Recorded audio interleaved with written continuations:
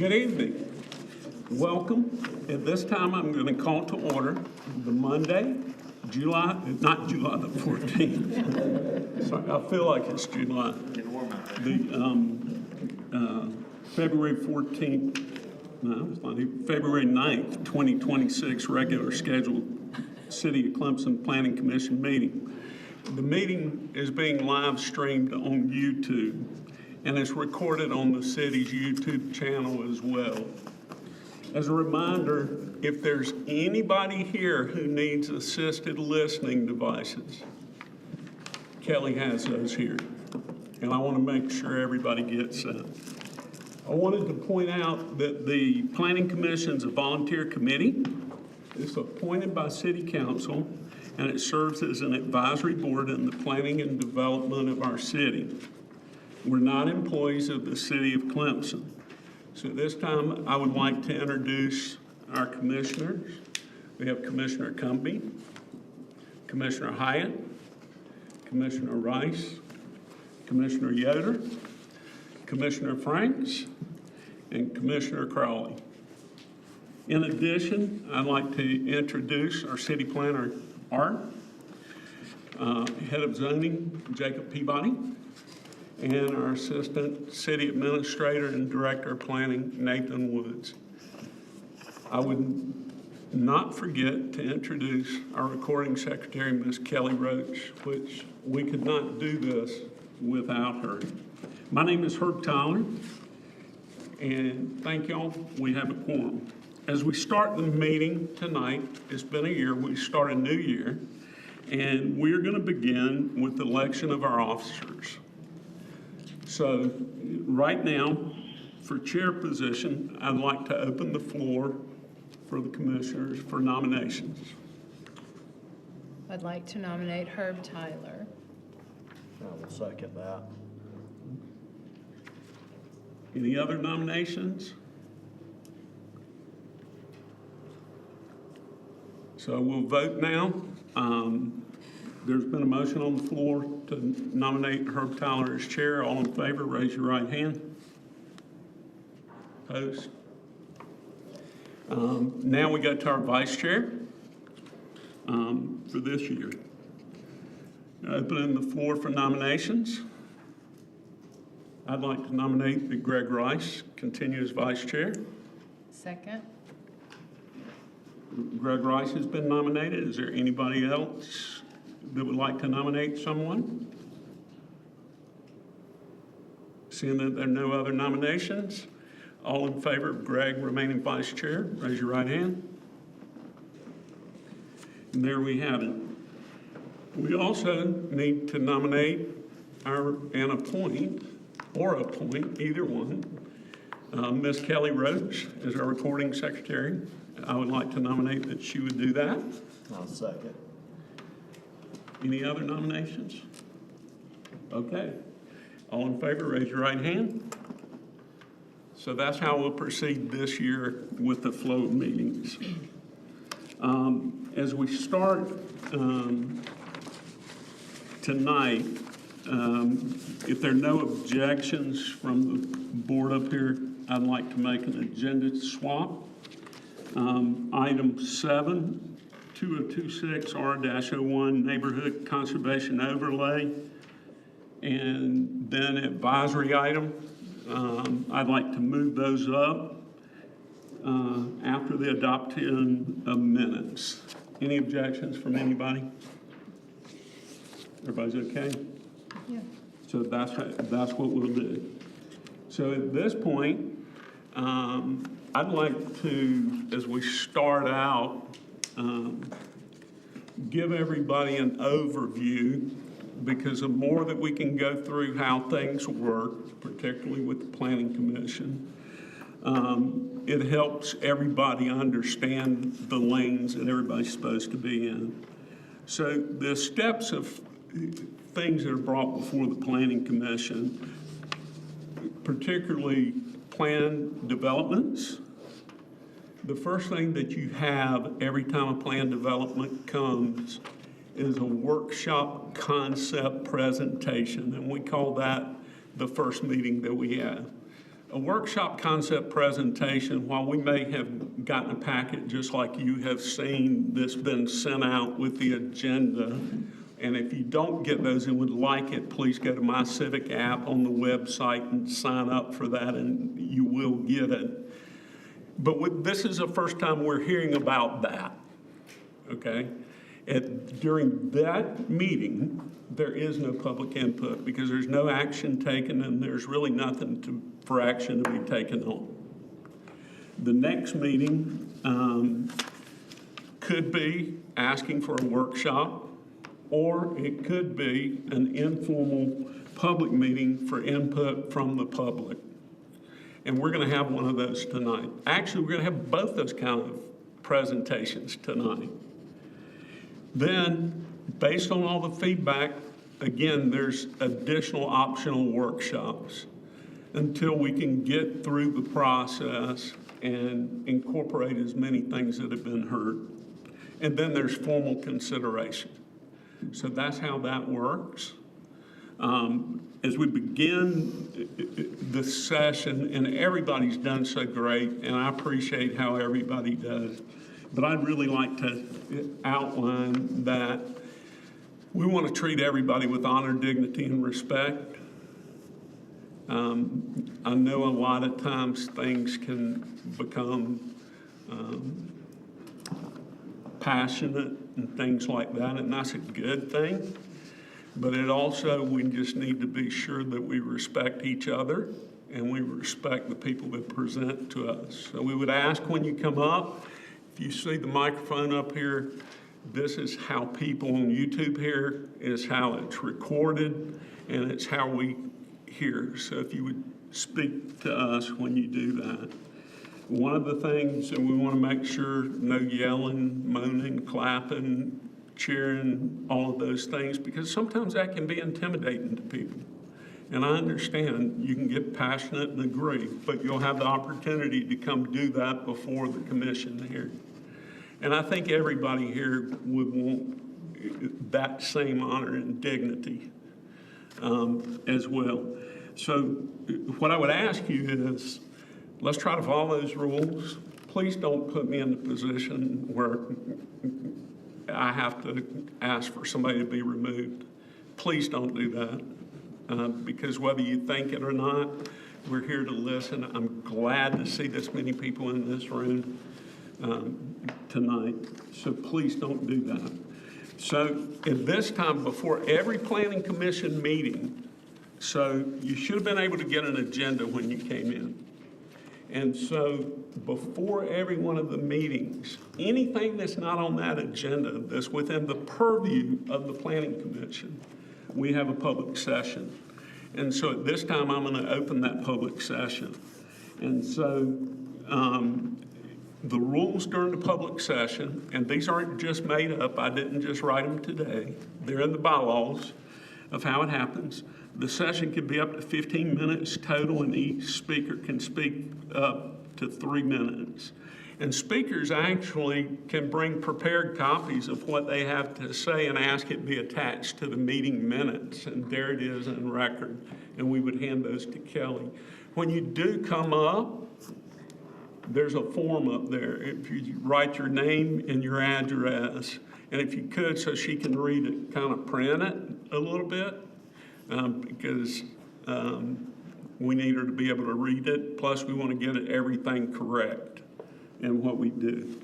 And so we have not had any public comments submitted through My Civic app of things that are not on the agenda. So at this time, I'm going to open up that public session. So that public session is open. If there's something on your mind, something that's in our purview, please come on up.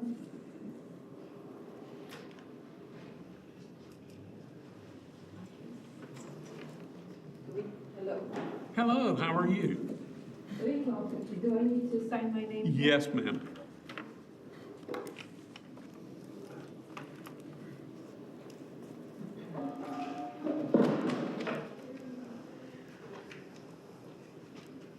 So I was running a couple of minutes late, so I hope this is about the right thing. Okay, what, is it something that's on the agenda already? I think it's on the agenda. For Okay, if it's on the agenda, we'll wait till it comes up and then you'll have a Okay, chance to speak. Is that all right? that's perfect.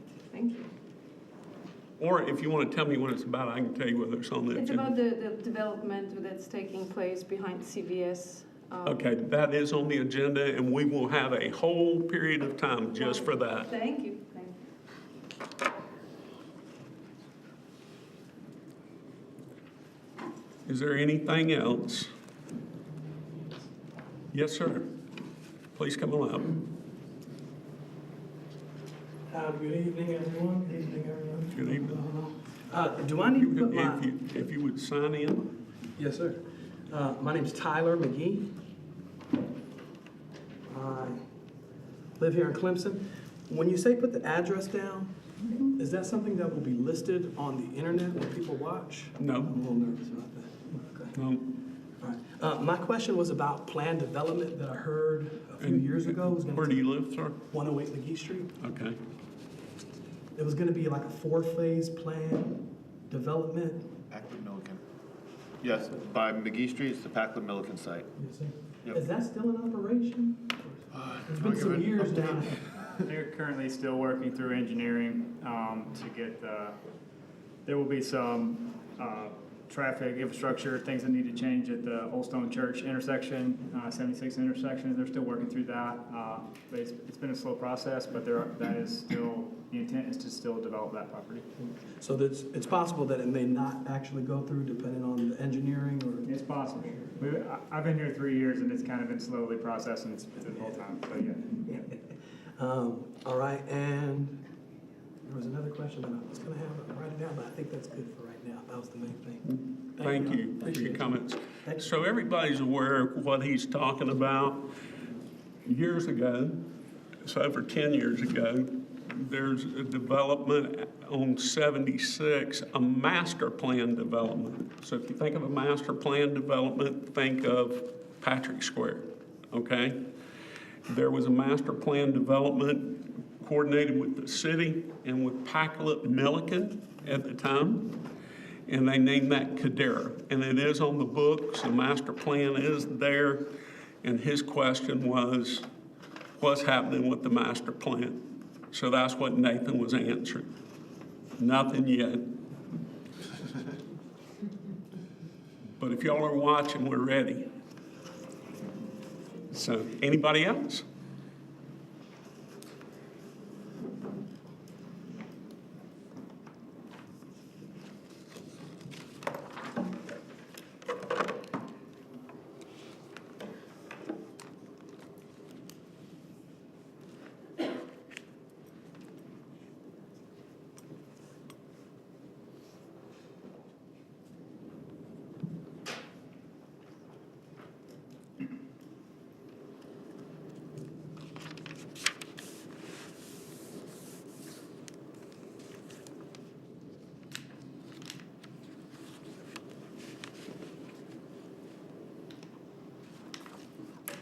Okay, my name is Gay Faree Miller, and I'd like to read an excerpt from a book called Your City is Sick by Jeffrey Seigler.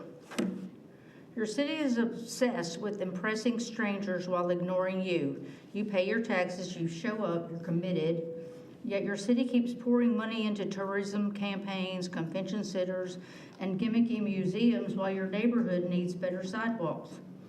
It costs 5 times as much to attract a new customer as it does to retain an existing one. The same logic applies to cities. A tourist will treat your community like a rental car. Fun for a weekend, but they're not about to get it washed. Meanwhile, you're walking your kids past their trash. When I worked as a Main Street manager, I watched our tourism bureau operate with a budget that dwarfed ours, yet barely answered their phones.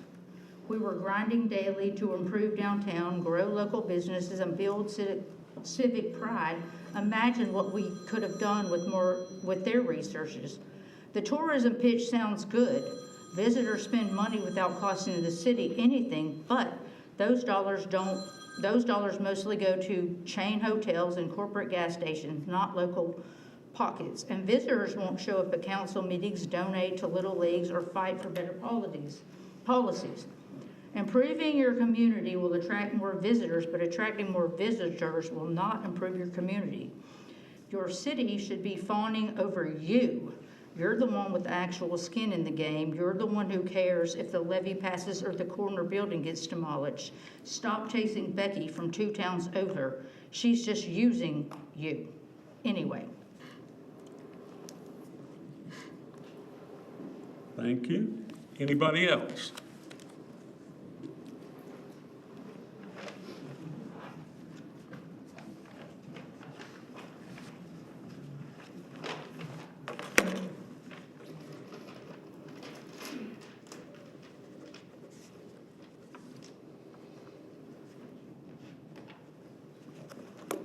Good evening, thank you. I like to review sometimes because... Can you go ahead and tell everybody your name and where you live, please? My name is Rupert, number 206 North Clemson Avenue.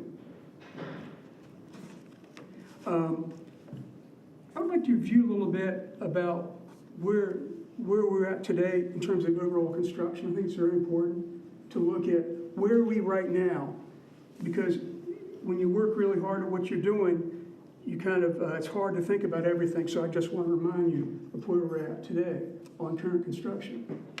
Right now in construction, we have the hub. I'm going to list them off and I'll tell you the numbers. I'm trying to make a point by listing them off, by the way. We have the hub, we have the MODA, we've got 398, we've got Varsity 3. Well, Paul's Diner is Clemson students, but it's not in Clemson. And Dalhith, which is the university, it's not the city of Clemson, but what I'm talking about is total student numbers is what I'm trying to get at, what's under construction right now. So it's important for us to realize, well, where is this construction at in terms of the number of students it will support going forward with the Clemson University? How many years are we building out for? The growth at Clemson University is 28,000 roughly. I think that's graduate and undergraduate. And so if you look at 500 people a year added, that's average growth. It's been that way for about, I think, 5 or 10 years. So if you add up those units I just told you, that's a number of 3,700 units. And if you divide that by 500, that takes us out to about 7 years of growth. So this is not including 201 Pine. This is not including this project today. I'm just talking about what's being built right now. So my point is, it's important as planners, it's not just about number of beds, the parking spots, the amount of retail space. It's also planning about the future. And so the question is, when you make decisions, I encourage you to look at a balanced view and ask, how many years do we need to build out in front of us to be sustainable as a city and support students? Thank you. Thank you for your comments. Is there anybody else?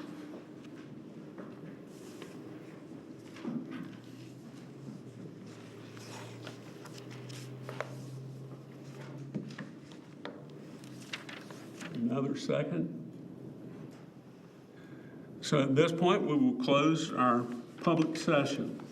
So we're going to go ahead to move on to the adoption of minutes from our January 13th, 2026 Planning Commission meeting.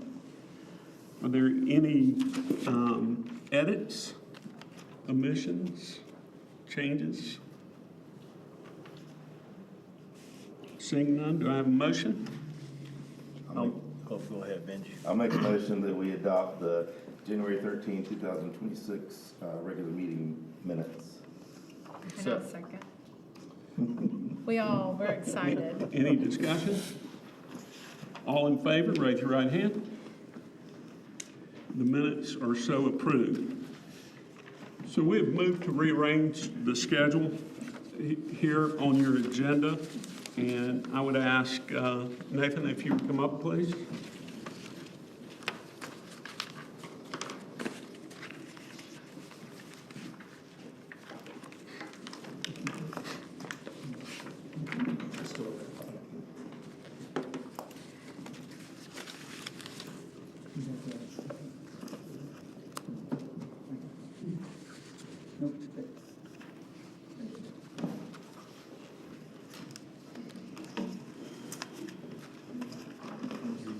Ready? We're ready. I don't do a lot of talking, so I need you to do a lot of listening. Tonight, I'm again presenting a framework for what we're calling the NC1 or the Neighborhood Protection Overlay. I recognize that many of you have heard from community members expressing support or opposition to the current proposal, but I do want to remind you that this presentation that you see tonight includes very significant departures from discussions that were first held in December, and even some departures from what we heard or what you heard in January. With that, a high-functioning planning commission is not intended to be a board that simply reacts to a constant stream of individual development proposals. Rather, your mandate is to focus on long-range policy development. By refining the rules of engagement, we allow growth to occur predictably and strategically. Your role is to set the vision and ensure that individual projects align with that vision, not to micromanage every proposal as it arrives. You recently did that with the new comprehensive plan, and our hope is to continue that pattern with the neighborhood conservation overlay. The core objective of this the NC1 framework is straightforward. It's to transition from arbitrary development patterns to a structured, regulated growth model. We are offering a solution designed to protect the areas most vulnerable to commercial encroachment. This initiative is not intended to halt progress at all, but to establish a crucial buffer. This proposal is specifically designed to address the unique challenges facing the Cold Springs and Sloan Po neighborhoods, focusing on infill development and the increasing pressure of commercial encroachment. I'd like to walk through what we believe is a critical step in Clemson's planning evolution. And I know I've done this before, but there are members on the commission tonight and in the audience that have not heard it, so please humor me. The city of Clemson has grown considerably in recent decades and will continue to grow rapidly in the coming years as well. With this growth has come development in terms of public services and commerce, as well as economic and social opportunity to residents. Yet, this growth has also brought about congestion, encroachment on existing neighborhoods, and a strain upon the city's unique quality of life. Since she's new, I'm going to pick on Tiffany and ask, Tiffany, when do you think that this statement was written? Years ago. No? 1989. That is the preamble to the 1989 land use plan. And what was the population in 1989? 11,064. And what is the total student population in 1989? 16,072. What is the population of Clemson today? Roughly, it is 18,610. And what is the total student population enrollment in 2025? 29,545. Proximity to the university is the single greatest driver of land value and development interest in Clemson. It is logically consistent that the neighborhoods we're discussing tonight, those closest to campus, continue to experience the most significant pressure from growth and residential revitalization. So the challenges of unsystematic growth. We're currently dealing with challenges of unsystematic growth, and that manifests in four ways. We have speculative infill inside the neighborhoods where homes or lots are bought solely for demolition for newer, larger homes.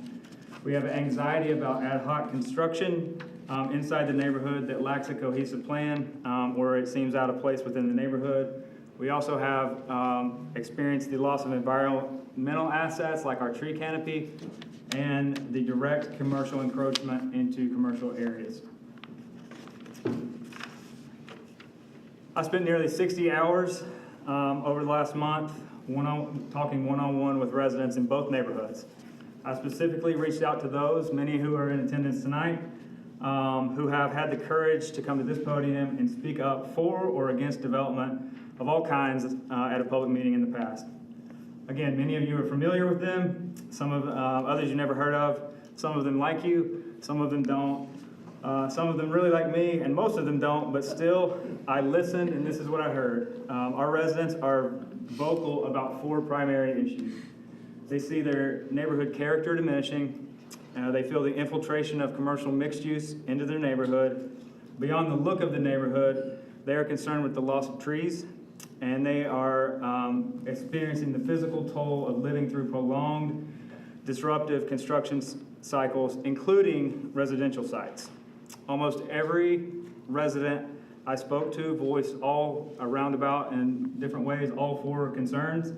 Even those against portions of this proposal in front of you still voice these concerns. Our proposed solution is the NC1 overlay, neighborhood protection overlay in front of you tonight. It does three main things. It creates a commercial buffer, strictly prohibits mixed use expansion into the residential core of these neighborhoods. It creates design standards by mandating architectural cohesion through scale and massing requirements for all new builds within the neighborhood. And tree preservation, it moves beyond suggestions and mandates the maintenance of our mature tree canopies. We see this as a win-win-win. Residents gain stability about what's going to happen around them. Developers have clearer rules that reduce neighborhood pushback during the permitting process, and the city gains a more sustainable, unified community. So the guidelines for new construction.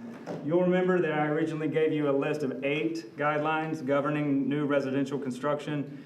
For various reasons, through conversations with residents and some of you, that list has been whittled down to 2. Number 1, under the NC1, all new construction must, within the neighborhoods, must gain the approval of the Board of Architectural Review. And furthermore, every project will be subject to a city site management plan during construction to minimize the disruption to neighbors during the build. For those of you that aren't familiar with the site management plan for construction, this is typically, well, thus far, only reserved for commercial projects that have an impact on surrounding neighborhoods. And this is signed off by nearly everyone in the city, from the police chief to myself. It establishes things like construction hours, delivery points, drop-off points, and then just a broad overview of things like we are going to mandate that you clear dust off the roads by a certain hour every night, things like that. To our knowledge, and we could be wrong, this is the first of its kind in a residential area in South Carolina. Site standards. You'll remember at the last meeting in January, or the original meeting in December, I gave a list of 14 site standards. For various reasons, through my conversation with residents in this room and with some of you, that list has been whittled down to 6. We are going to tighten the rules on land use. Planned developments will no longer be allowed within the NC1 overlay district. And as clear as I can be, because there's already been some misinformation spread online this weekend, any planned development proposal that includes a property included in this overlay will not be considered by this planning commission or the city council moving forward. This overlay is designed to protect.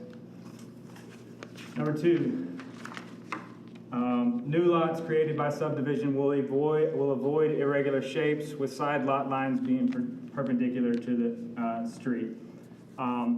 We want to prevent irregular, out-of-place subdivisions. This is a direct response to concerns we heard from neighbors in attendance tonight. Continued. Nature's part of our character. Before a permit is issued, all site plans for constructions must now provide a survey for all mature trees on site and describe the measures that will be taken to preserve them, minimizing the loss of mature trees. Buildings must also be designed to set into the landscape with a minimum of reshaping the topography and the loss of mature trees. We're also going to be requiring the planting of large native trees that will reach 50 feet at maturity, as well as ornamental trees like dogwoods and redwoods, to ensure the next generation of canopy is already growing as soon as a residential build is complete. This is a map of the overlay. I'll get into why some properties were excluded later. In summary, the goal of this framework, let me go back to the map. Actually, I want to do one thing here.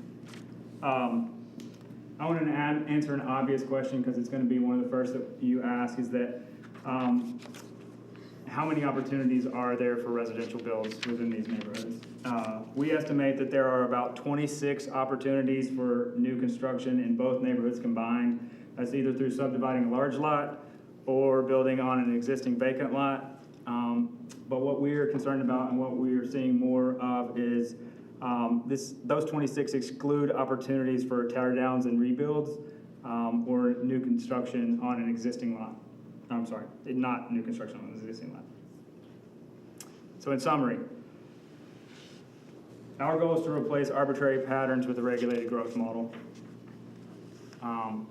We want a model that protects established neighborhoods most susceptible to development and speculative development. For almost 40 years, concerns about growth encroaching in existing neighborhoods have existed. This overlay is designed to shield the neighborhoods from that commercial overreach and serve as a critical buffer, preserving further encroachment.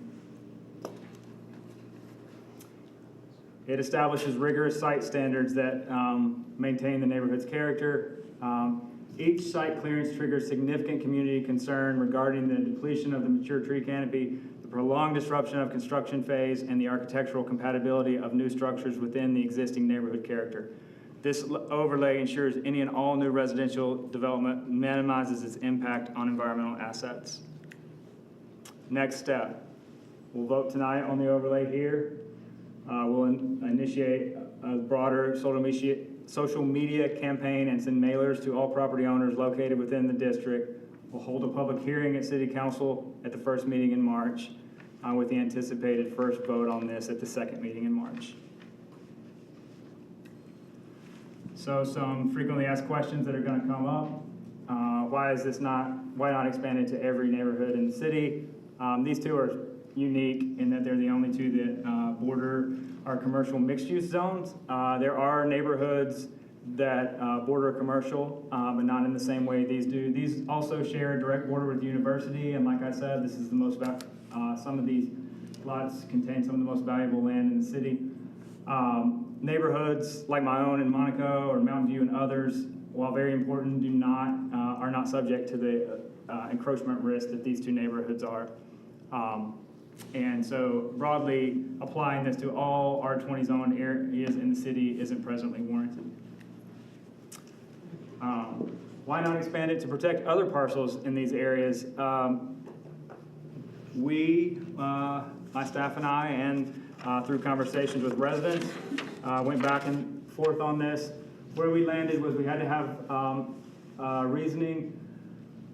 Every property included in this is zoned R20. There are properties located in here, such as the Edward Arm Apartments, that are right on the neighborhood, but they have RM4 zoning classifications and are existing multifamily structures, which doesn't make them appropriate for this conservation effort, as well as we took into consideration the established land use pattern. If you were excluded, it's either long established student rental townhomes or existing multifamily dwellings. What's the justification for the boundary line? Historical precedent, existing density, property owner input during the comprehensive plan, and what has long been considered a student housing district south of Hedgerow. The overlay does still not protect the neighborhoods from student housing development along College Avenue. Why? If we were to branch away from allowing student housing on College Avenue, that would be a significant policy departure from the established city planning efforts and direction for decades. For as long as we can do our research and documents we have in-house, the intensification of College Avenue has always planned. It took years to realize. It's here now. We understand there's pain with that. But shifting away from that would require the entire reevaluation of the last comprehensive plan, the previous comprehensive plan, and Clemson Next. As well, we believe that this overlay will sets up the boundary to protect from encroachment, and that was the path we choose to take. questions from the commission, and then I will sit down and allow the public to come up. You made some comment about tear downs and rebuilds. Yes, ma'am. What is that, does that follow under this? Yes, it would. Okay. If you were to tear down a structure, you would be required to receive Board of Architectural approval before the new home plans were approved, before you receive your building permit, sorry. But you can add a porch, Sure. okay, Yep. or a bedroom or a bathroom or Yep. something like that. But if you tear it down to rebuild, Yep. Unfortunately, I don't have the ordinance in front of me, but if you look at the table in the ordinance, it gets into the weeds about what is what, and we can go through that if you'd like. Can I flesh out a little bit of that? Sure. The only additions to your existing house that would fall under it are if that addition's for an in-law apartment. Or, and then detached garages of a certain size and, detached guest cottages. yeah, I got that part, yeah. So the BAR guidelines, when are those set and who Yeah. sets them? Jacob? Yeah, I'm just kidding. well, I'm gonna work with the BAR on it though, so we are drafting kind of a guidance on it. It's not gonna be as prescriptive as like commercial, it's gonna be much more of it's almost gonna be more restrictive of what the BAR can look at. So, but the neighbors are all gonna get their say in it, and there is gonna be, latitude they have, but it's not meant to be as prescriptive as an ordinance as the commercial districts are. Yeah, I think we're gonna really be looking, a lot of this will boil down to landscape plans and materials of the homes. We do not wanna create a scenario where, hey, this is a rectangle window and, the BAR is gonna tell a homeowner that it needs to be square. That is not the intent of this at all, and the rules will flesh that out. What's awkward in the way we're structured is that we have to pass the overlay before we can set the rules for the BAR stuff at the BAR. So it seems backwards, but that's our form of government.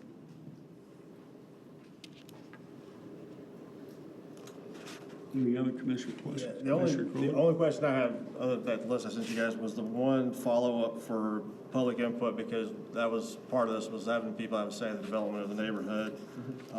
And just for clarification, was wondering if the bar delegates their authority to the administrative for approval, which is completely fine, when during that process would the public have input? I can answer that. The bar can only delegate their authority at the meeting. So the meeting's already taking place. Right, okay. And then, so the neighbors all have their say at that meeting. And then at that point, and it happens pretty regularly, that there'll be some little follow-up that they just delegate to me to, move forward with. Okay, I was just, because it just mentioned the concept, like everything conceptual all the way through, and I didn't know if it was like, could be done before then, or. No. Once it's, They can it'll only- definitely 100% be on their agenda at least once. Correct. They can't make that decision as a group without having a meeting. Okay. And a lot of times, John, it boils down to something like, this portion is gonna be brick, but we don't have a sample of the brick tonight. Right, no, yeah, I just, for anybody reading through, it was like, oh, wait, if I'm supposed to go speak here, but it gets delegated, I just Yeah, wanted to clear that up for anybody. I have another tree question. Sometimes during construction, trees die. It just happens. And are people, when they're doing the assessment and they're trying to protect the trees, is there any type of penalty if something happens? Because sometimes when you disrupt the dirt, things happen. And we're not God, and we can't keep the tree alive. So, and I don't want to upset someone that thinks that we're going to keep the tree there if something were to happen. I guess my question, what's the The quote-unquote penalty would be what's in ordinances, that you would be required to replace it, and if you couldn't replace it on site, you would be required to pay into the fund to take care of it. But yeah. okay, Yeah. yeah, We that's, understand things happen. What we are by getting a tree survey, we've had instances in both of these neighborhoods where a lot was cleared, and neighbors were very upset about that happening. So this forces a property owner to take every measure to make sure that doesn't happen in that tree process. okay. Any other comments, Commissioner Yoder? Commissioner Frank? Commissioner Rhodes? Okay. Thank you for your presentation. We do hear what's before us. At this point, this is an action item, and so at this point, we're going to have a public session. Agree, disagree, comments, whatever. You have 3 minutes, and we have a time limit of 35 minutes, and if we need more, we'll evaluate it after 35 minutes. So if anyone would like to come up on this action item and speak, please come.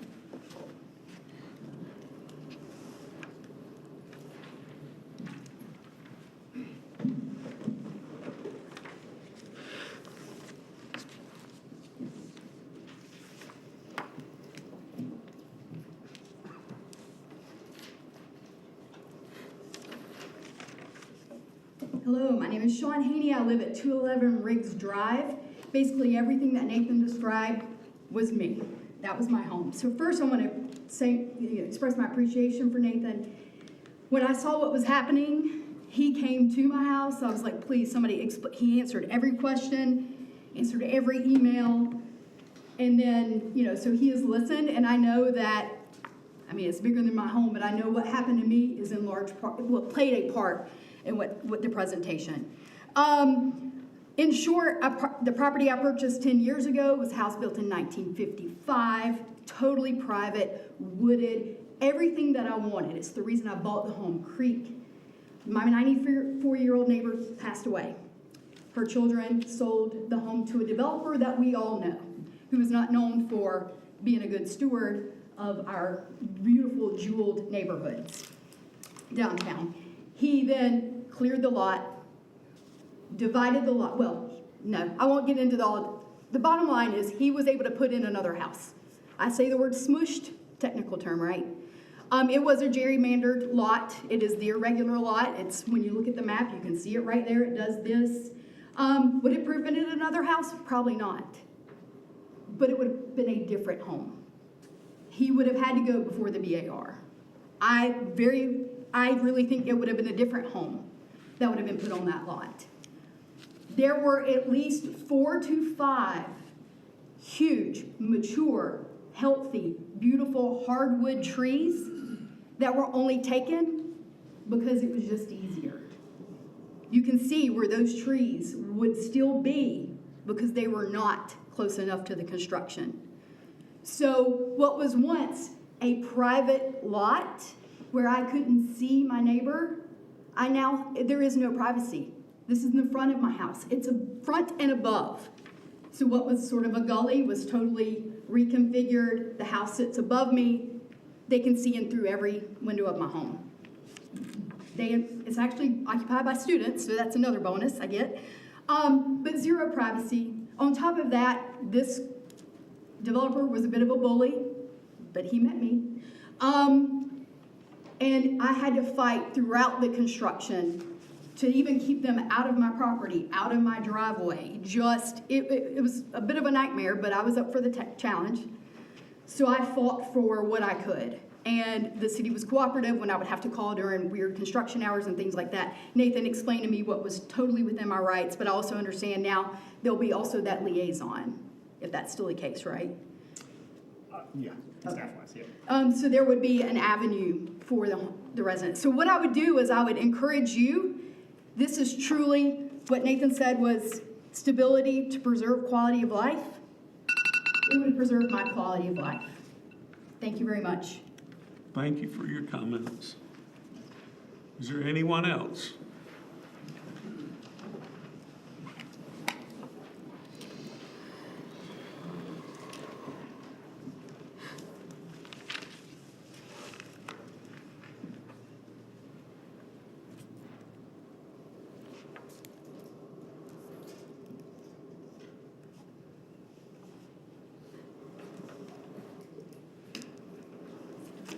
Good evening. My name is Cece Bates. I live at 149 Folger Street, and I had the privilege of seeing this ahead of time because I was contacted for coming to the one of the Pine Street meetings this fall, and Nathan reached out to me.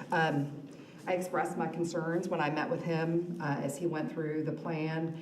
And I will say, when I go back to the slide presentation tonight, I land first on the numbers around enrollment that are shared. So 29,545 students.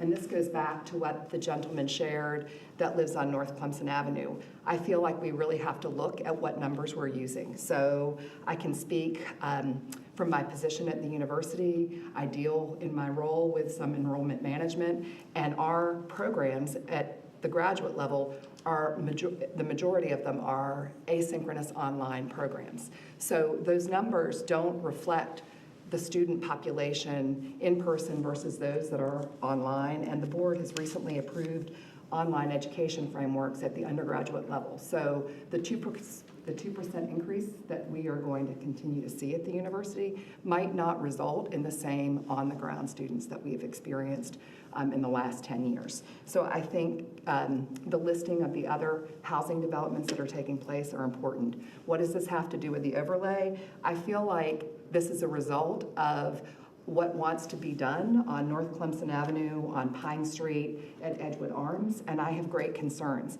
I don't have the same concerns about my own property. I'm more concerned about the construction that will occur on the streets that are not involved in the residential section, right? So these borders or boundaries that have been drawn, to me, are, it just seems like this is being done less about me protecting my property as a resident and more about the proposed development that's happening on these streets. So I will say the other thing that when Nathan shared this with me, I was surprised that we do put up with a lot. I love Clemson and I love the students, so I'm not here to say I don't want student housing. I understand that we need to manage the growth and there needs to be some planned development. What is surprising to me is that when I drive up Shorecrest and I look at some of the units that are there that are positioned between Edgewood and Shorecrest that are dilapidated and falling apart, that the city is now going to come and dictate what I can do on my property when we've let all of this kind of what seems like unmanaged growth, and then other properties that seem to be falling apart go by the wayside. So to me, while I would have liked to have seen this plan, I feel like it's a day late and really short. I think it would have been helpful 10 years ago, but now it seems like it's encroaching on the small portion of what maintains or what's left of our historic neighborhood. Thank you. Thank you for your comments. Is there anybody else?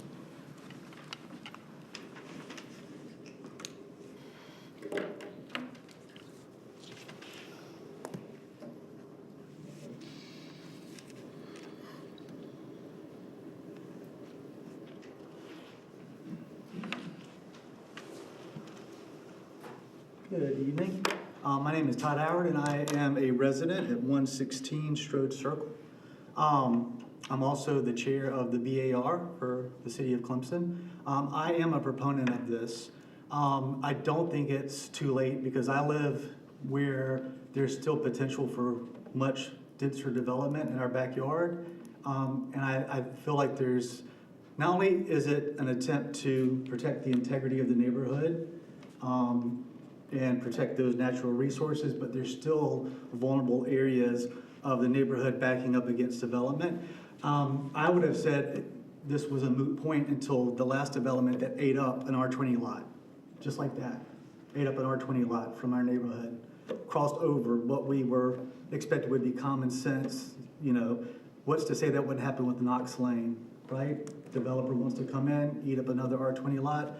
I think we owe it to the residents, not only the residents who live in the neighborhood, but for a city that wants to have the town and gown relationship, it's important to have a real neighborhood with residents who live there and contribute to the community and agree to live alongside students and agree to live alongside development on College Avenue. I'm not naive. We know where we bought our property, but there's also responsible development of that.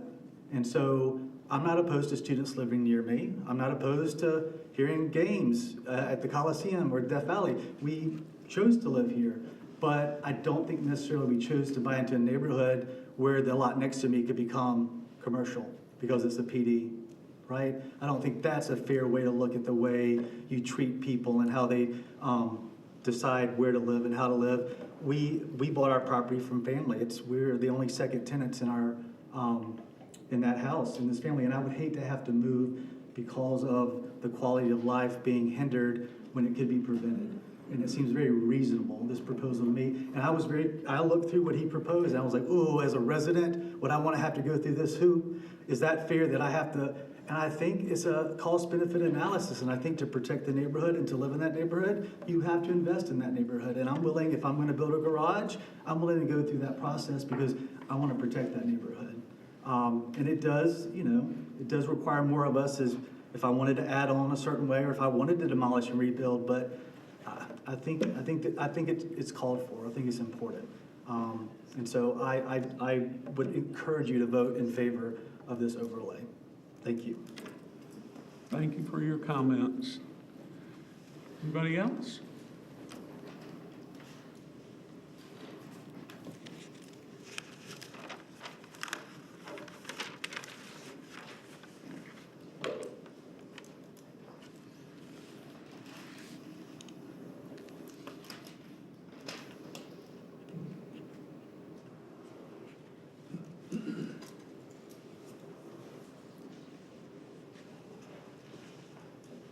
My name's Nancy Spittler. I live at 210 Edgewood. When we moved here in 1995, we bought a house which is actually next door to where Todd lives now. So his wife's aunt and another retired nurse lived there. So we've lived both in the Riggs Drive neighborhood and now on Edgewood Avenue. We're right across from the Catholic Church, which makes life interesting on Sunday mornings. We'll just say that, but if an emergency happened, God forbid, the trucks would never get down that street still. But I was just so pleased when Nathan worked up this plan because it's having some solid lines, some lines in the sand that say, you can do this here, you can't do it here. And there's not a whole lot of old neighborhoods in Clemson, our house was built in 1935, and, we've watched the city grow around us. We moved into a college town on purpose, and we sit up on our porch and watch people on game day. But I'm just really, really pleased with this and the boundaries it sets. And yes, I'm willing as well to go before BAR if we wanted to add on or change the character of the house. I think that's reasonable, and I would agree with Todd that in cost benefit analysis that this makes us come out definitely way ahead. So, thank you. Thank you for your comments. Is there anybody else on this overlay? Yes. I'll try one more time. Yes. Come on up. She's just getting that sheet and getting another one To ready. get it right at some point. So, thank you. My name is Edita Kuzian. Currently, I'm at 105 Blue Ridge Drive. The pen is not working. Something's not right. And my concern is, it's the first time I hear this presentation, so I do like it, and I'm very concerned about more of the historic neighborhoods. Namely, 10 years ago, so my former house was on 208 Church Street, and when I moved there in 2016, there was the development taking place of Grand Mark, I believe. And what happened was that I kept hearing already back then, so nearly 10 years ago, that this is the oldest neighborhood in Clemson, the oldest black neighborhood in Clemson. The tree in my backyard was about 200 years old itself. And what I'm seeing now, and that would be part of another conversation, which is scheduled for later, but I'm not sure if I can stay, is that the neighborhood is disappearing. So I think that plan is not radical enough. It needs to consider more of these historic neighborhoods. And if the claim was that the particular neighborhood you were focusing on is that it's neighboring Clemson University, I think that oldest neighborhood is at this point of neighboring Clemson University too. So I think, if anything, I would like to see more neighborhoods, at least this one, to be taken into account and to be protected in a similar way. Thank you for your comments. Is there anybody else who would like to speak on the overlay? The conservation overlay.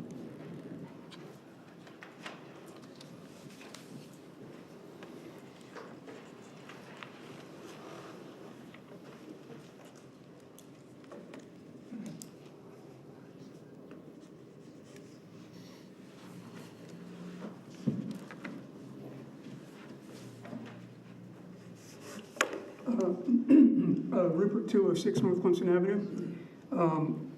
My house is within this zone that we're talking about, or I guess the overlay, maybe I'm just outside the zone where the future development may occur. And I wasn't contacted. But the point I want to make is a lot of people like this plan. They go, wow, this is great. We're protecting neighborhoods.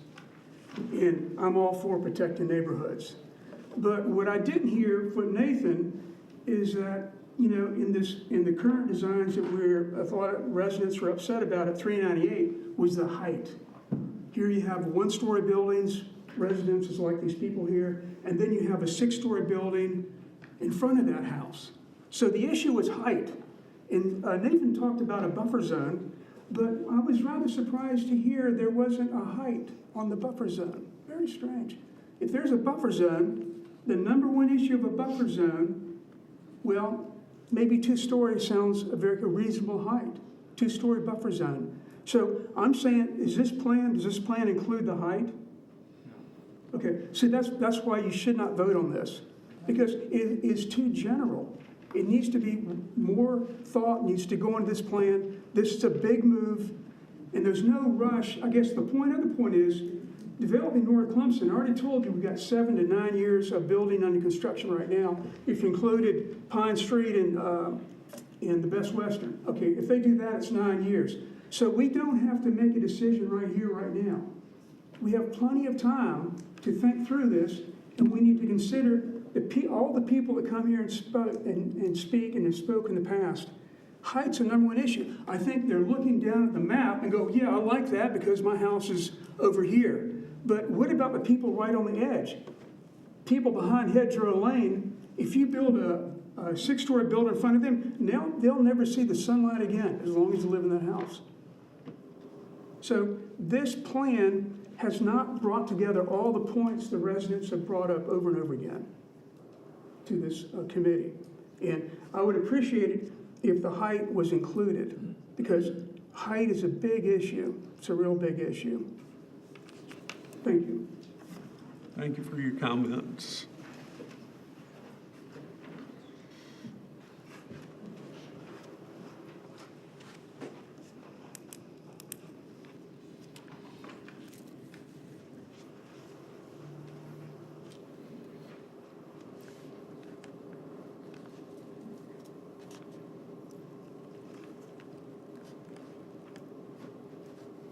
My name's Chris Shelnut. I live on 100 Dogwood Drive, and I'm in the area that's being laid here. I'm kind of like the last two individuals. I think it needs to be expanded.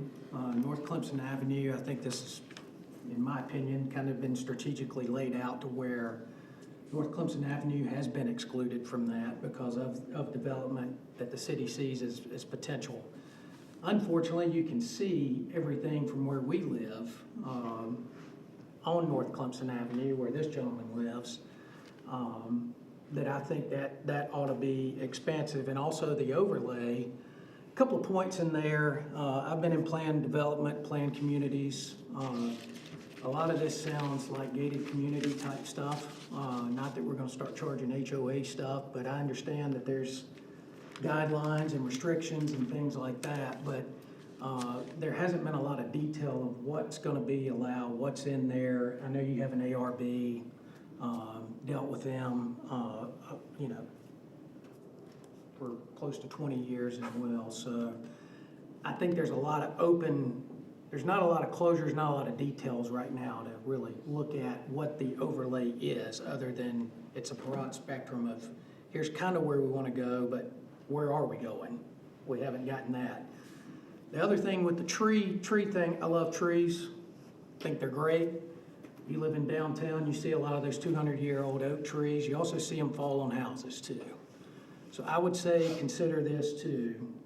This has been a buzz in all of downtown, is if the city decides to deny someone to cut a tree down that potentially is going to fall on their house, and it falls on their house, who's going to be liable for that? God forbid it kills somebody. But also on the tree thing as well, is where does it stop? Are you going to allow trimming, pruning, healthy pruning? There's still that detail there that you know, needs to be addressed. I've been obviously through tornadoes downtown. I've been through hurricanes now. I've been through ice storms, and I've seen the damage that these trees do. And I've met with 2 or 3 arborists as well when you look at these trees. So I'm not saying clear-cut lots. Again, I've been in development. I'm not saying that, but I also know that keep that in mind as you start looking at this. If there is something that could damage your property or damage a neighbor's property, things like that, that keep that in mind. They are beautiful old oaks, but boy, when the hurricane came through, I was sitting there at 5 o'clock in the morning listening to it sound like bombs dropping all downtown. A lot of my neighbors, Dr. Martin and them lost their home. Corey Ann lost hers. So keep that in mind when you look at all of this. So. Thank you for your comments. Anybody else?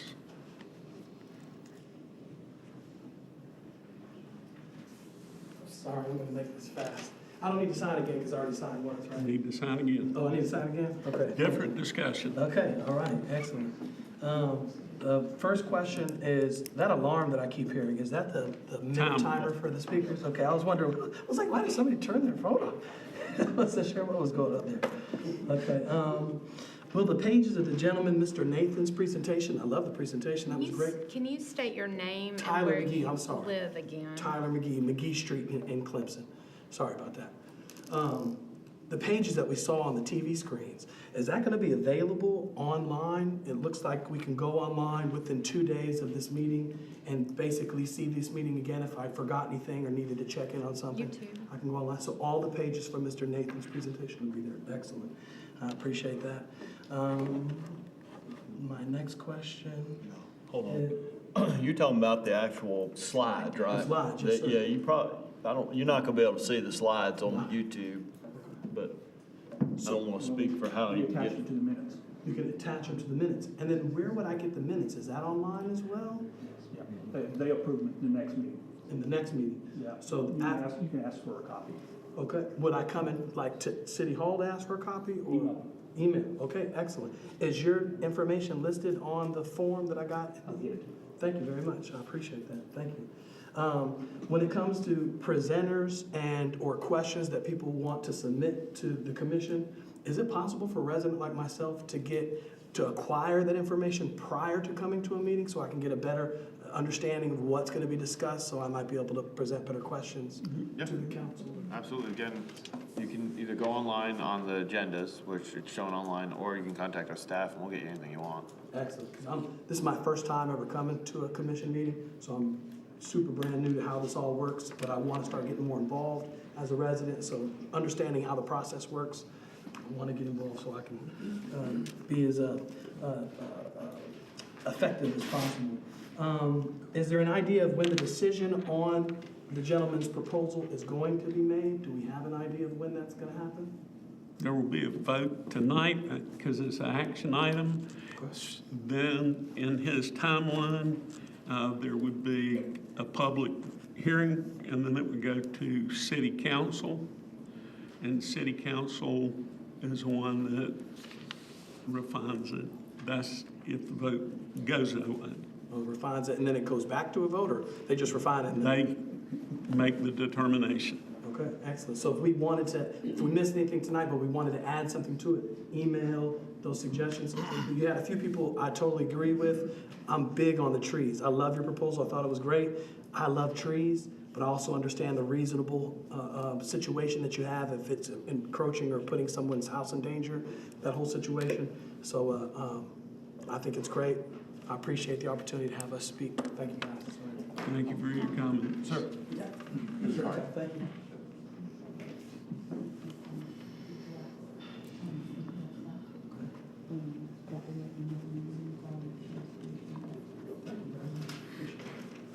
Trump's been stolen. Okay. We'll email him, we'll give you all our contacts.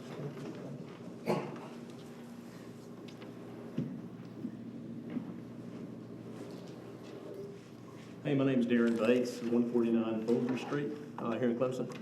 Nathan, thanks for your work. I understand and I appreciate the spirit that you're engaging this in. I'd like to see the boundaries of the NC1 overlay expanded. Wigginton, North Clemson, Edgewood. If we don't have some height restrictions built into this overlay, if it can be expanded, that would be even better. Those areas are ripe for developers to come in. A lot of what's in this NC1 overlay, some of it affects developers. A lot of this imposes a lot of extra expenses on residents as well. Tree work is expensive enough. When you start throwing in managed traffic plans to take down a red oak that's on the property line or near this road, you're adding up to $10,000 of additional expense over what's already an expensive proposition. So again, we don't have to vote. You don't have to vote on it one way or the other tonight, but I think Nathan's plan has got some merit, a lot of merit. It needs to be looked at a little closer and expanded. In a nutshell, neighbors don't need to be protected from neighbors as much as we need to be protected from developers. And one way to do that is impose height restrictions. If we can't stop them from building on some of these streets, then let's tone it down and make the height requirement something that we can all agree with. And I say we all agree with, residents of Clemson first. All right, thanks for your time, appreciate it. Thank you.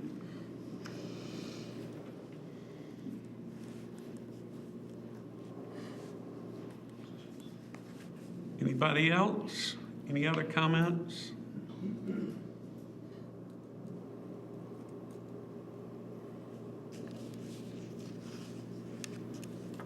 We had 2 comments submitted by My Civic app, 1 for, 1 against. Okay, at this time, commissioners, any discussion? Go ahead. And if there's any clarification that you need. This is for Nathan, really. So this does, the overlay is strictly an overlay. It does not supersede any current residential building code requirements, which would address, zoning wise. Correct. Which would address height. So the height is already spelled out in those areas for construction. Correct. Just so that is known. This is strictly an overlay district to encapsulate those areas in addition to the current zone. Some of the areas I heard mentioned tonight are RM4, which, Jacob, I don't know off the top of my head. The Catholic Church is a PD. It has a height. North Clemson already has a height. Those heights are in place under the underlying zoning, yes.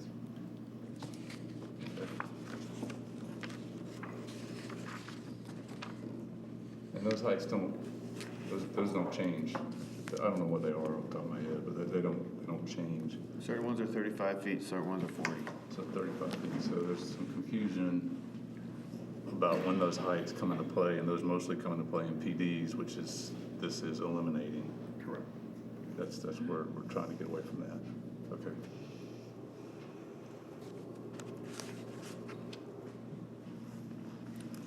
Any other questions or comments from commissioners?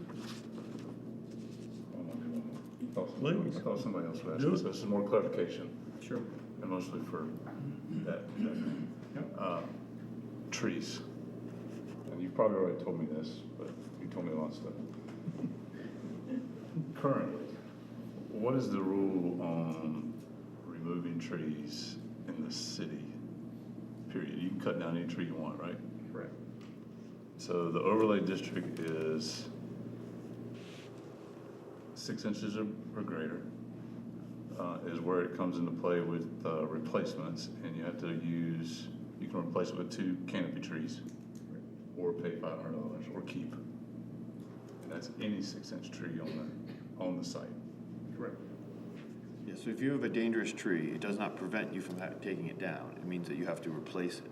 Right. Somewhere on the site. So even if you're not building new construction, this is No, only if it's already been, if you did build new construction and it became part of the landscape plan that was approved by the BAR, then it would come into effect. Honestly, if you never did anything with your house, it would not affect you. Yeah, so the overlay district only comes into play with new construction based on those exemptions that are allowed. That's correct. So if you live in the neighborhood and you have a tree that you're worried about, you can get it cut down without having to replace it because it doesn't affect new construction. Correct. The concern, this is in response to concerns we heard from neighbors about clear cutting lots. That's why the restrictions are in place for new lots, subdivisions. And honestly, once developers get used to ordinances that require keeping of trees, it's not as big of a deal. Like, residential developers, very common, just come in and clear cut the lots right off the bat before they even realize what they have to take out. It's making them just a little bit more conscious of it. And that plan is presented to the BAR, so it's in the purview of the BAR to review the tree count, layout, et cetera.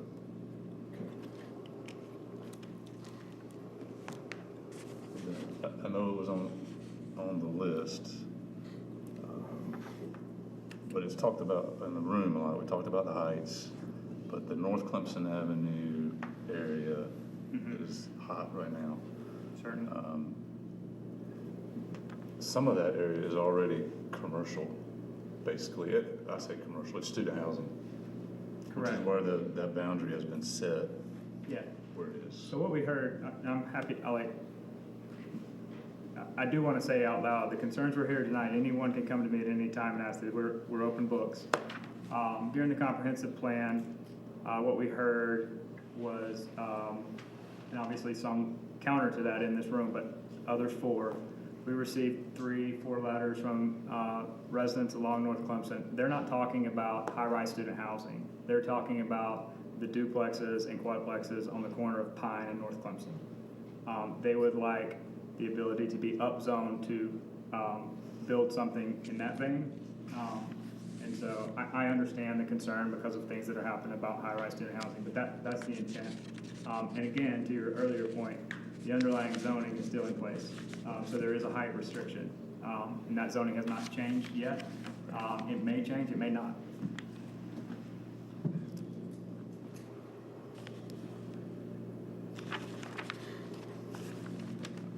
Mr. Crowley?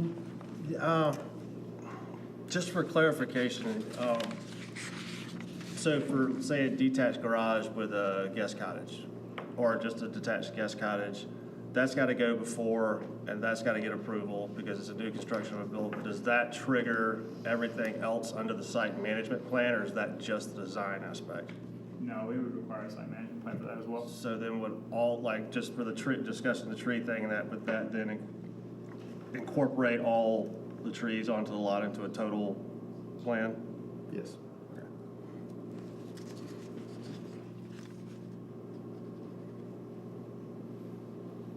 So if you have to cut down trees to put in a garage, you just have to replant the trees somewhere else on your property. Yeah, and Pay that's kind of like one of the reasons $500. of having the BAR and having the public hearing is I'm gonna have to replant 6 trees. A neighbor comes and says, hey, I would love it if you stuck a tree here, because otherwise I'm gonna be looking out my, my bedroom window right at your house. A lot of those kinds of conversations, just by having the public forum, just work themselves out to be amenable to everybody.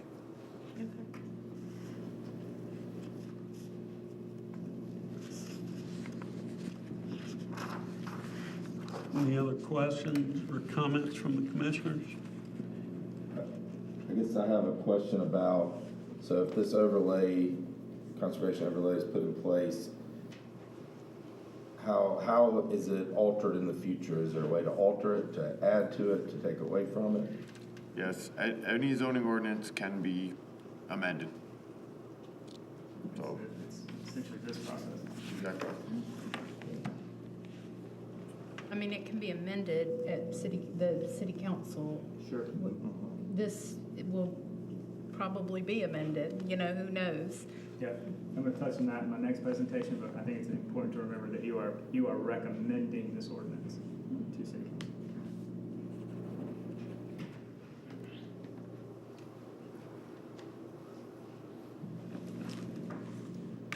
One of the things that I'd like to say about zoning overlays, a lot of people are not familiar with that tool and that terminology when it comes to zoning. So we all have a base zoning. That's what Commissioner Yoder was talking about. So if you go look and you look up where you live, there's a base zoning that you're zoned. If you have a business, there's a base zoning within that area. In fact, we have what I would consider overlays, correct me if I'm wrong, Jacob, in architectural review districts. We have 5 different architectural review districts in the city.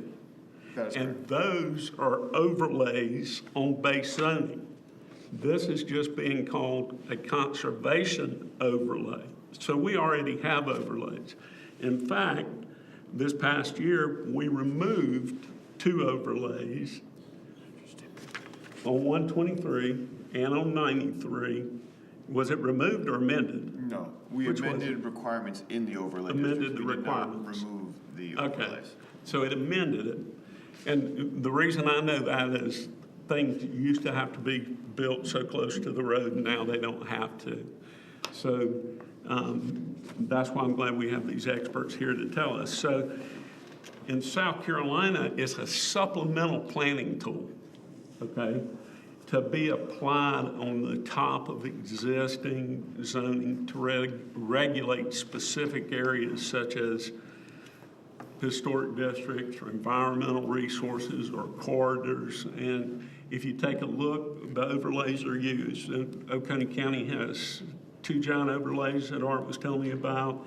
Folly Beach, Charleston, Columbia, other places all use overlays. So when it comes to zoning, and it doesn't mean that the base zoning won't be looked at later, which is what Nathan mentioned, but this is something on top of that for additional protection.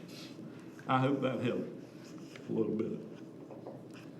So any other discussion, commissioners? Do we have a motion?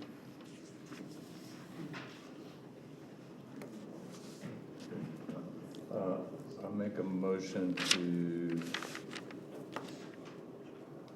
recommend acceptance of the proposed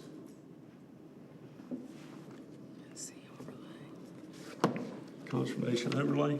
neighborhood conservation overlay in C-1 district. Is that all I need to say? That's it. I second the recommendation for 2026 R01 Neighborhood Conservation Overlay.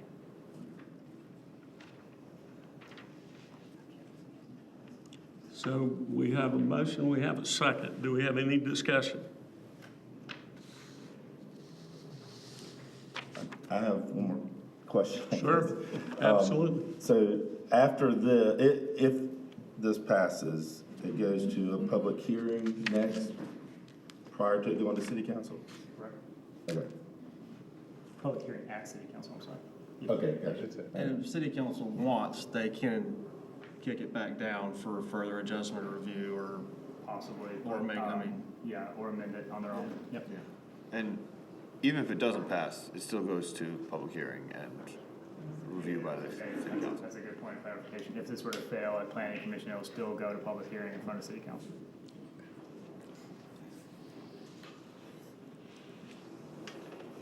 Any other comments or concerns? So we have a motion on the table. We'll call the question. The motion is recommend to City Council 2026 R1, the NC1 overlay. We'll have a roll call vote. Commissioner Crowley? 4. So that's a yes. Yes. Commissioner Franks? Yes. Commissioner Yoder? Yes. Commissioner Rice? No. Commissioner Hyatt? Yes. Commissioner Cumbie? No. And I vote yes. So the motion carries to pass to City Council of 5-2. So this will go to the City Council. At this time, we'll move back to, do you want to just go in order next? Do you want to come back with advisory on the? Basically, what you said, Yes. You want me to go next? Yeah, since we amended. Yeah. That's how we amend it. Yeah, I'm good. So this is the last part of our amendment, y'all, and we'll get to these next two things.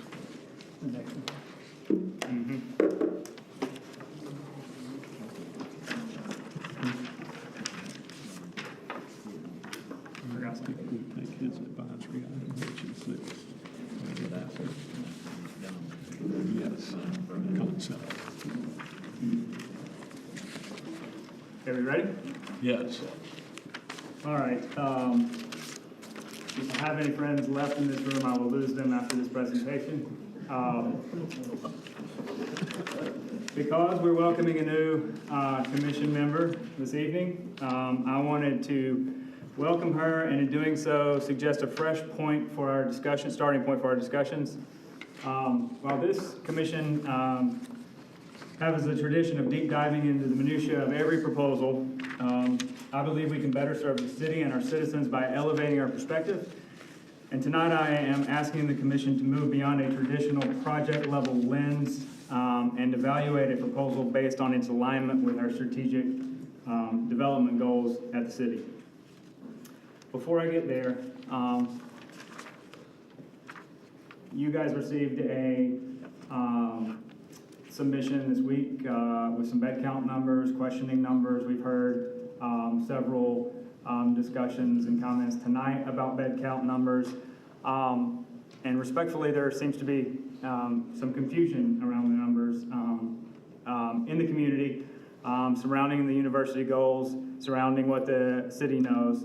I would like to tell you that city administration, including myself, meets regularly with university administration to discuss enrollment, campus and off-campus bed counts, online programs recently approved, et cetera, et cetera.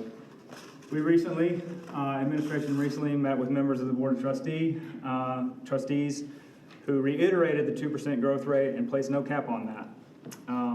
We also received clarification about programs that would be coming online, including a criminal justice program, some of those that for non-traditional students, older students. So all that in mind, I want to talk about shifting our metric beyond the numbers. Evaluating projects through the narrow lens of raw bed counts is an outdated metric that fails to capture Clemson's dynamic growth. To fulfill our roles effectively, this commission's analysis should transition towards a more sophisticated model, one that prioritizes systematic regional impact and long-term policy alignment with the city's growth goals over static numerical data. A reality check of our infrastructure. Currently, at the city, county, and state levels, there is no economically viable path for a purely built, in quotes, traffic solution. We do not have the funding or the footprint for major road widening, new overpasses, or bypasses. Because we cannot expand our way out of congestion, our only sensible option is to reduce vehicle dependency. By prioritizing density near the university, we provide students with viable transit and pedestrian options. Conversely, by pushing development to the edges of town, we virtually guarantee increased traffic saturation and place an unsustainable operational load on our CAT bus system. Our fiscal reality. We must also address this, our fiscal reality of our infrastructure. When we push housing into neighboring municipalities, we don't actually solve a problem. We simply lose tax revenue. The city's infrastructure continues to absorb the asset degradation and structural wear as residents outside the city commute into our core, but we lose the financial tools to maintain those systems. We are essentially subsidizing growth, the region's growth, at the cost of our own pavement and pipes. From a strategic planning standpoint, concentrating a residential density within a single optimized footprint is a matter of logistical and fiscal common sense. By maximizing the per acre utility of our existing systems, we can support a significant population while drastically reducing the linear footage of water, sewer, and road networks required to serve them. When we compare this to traditional low-density residential patterns, including low-density student housing developments recently approved, the choice is clear. We can either manage a compact, high-performing site, or we can commit the city to maintaining miles of additional asphalt and piping in perpetuity. Ultimately, this compact footprint strategy minimizes the city's long-term maintenance liabilities and ensures we are providing necessary housing while protecting the city's bottom line through resource-efficient service delivery. Now I want to talk about conservation. Strategic density is just not a housing strategy, it's our most effective tool for land conservation. By approving a single acre of density in the downtown core, we effectively save multiple acres of regional forest and green space from being paved over. When we push development outward, we force the destruction of greenfield sites, forests, and the rolling topography that defines our region. By concentrating growth, we achieve three critical goals. One, we preserve natural landscape. By building up instead of out, we protect the rural character and wooded buffers of the upstate from being lost to fragmented subdivisions and ad hoc developments. We protect Lake Hartwell and our local watersheds. Sprawl creates massive amounts of impervious surface. This increases stormwater runoff into our waterways. A compact footprint development minimizes this runoff, protecting our water quality and reducing local flooding risks. And third, we prevent infrastructure creep. Every new mile of road built into a forest is a mile the city must eventually pave, plow, and patrol. Keeping our footprint tight allows us to keep things condensed rather than a city lost in a parking lot. Ultimately, the most environmentally responsible building is the one that leaves the least impact on the green space surrounding it. Finally, workforce housing.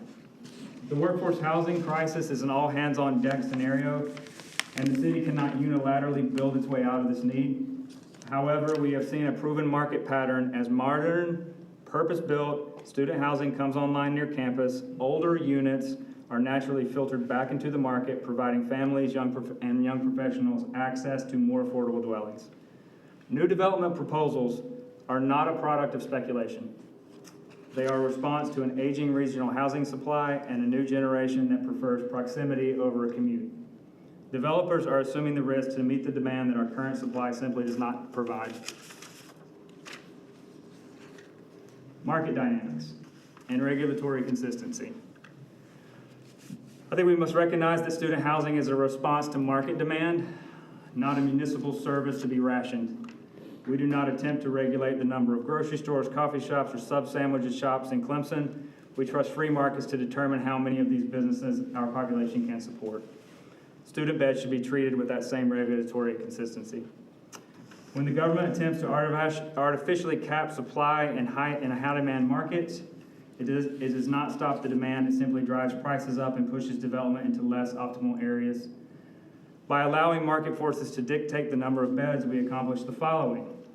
The risk is borne by developers. It is the developer, not the city, who assumes the financial risk of oversupply. If the market becomes saturated, developers will pivot or halt entirely, just as any other business would. Competitive quality. A free market forces older, subpar housing to either innovate or lower their prices, which directly benefits our workforce housing goals through the filtering process. And economic agility.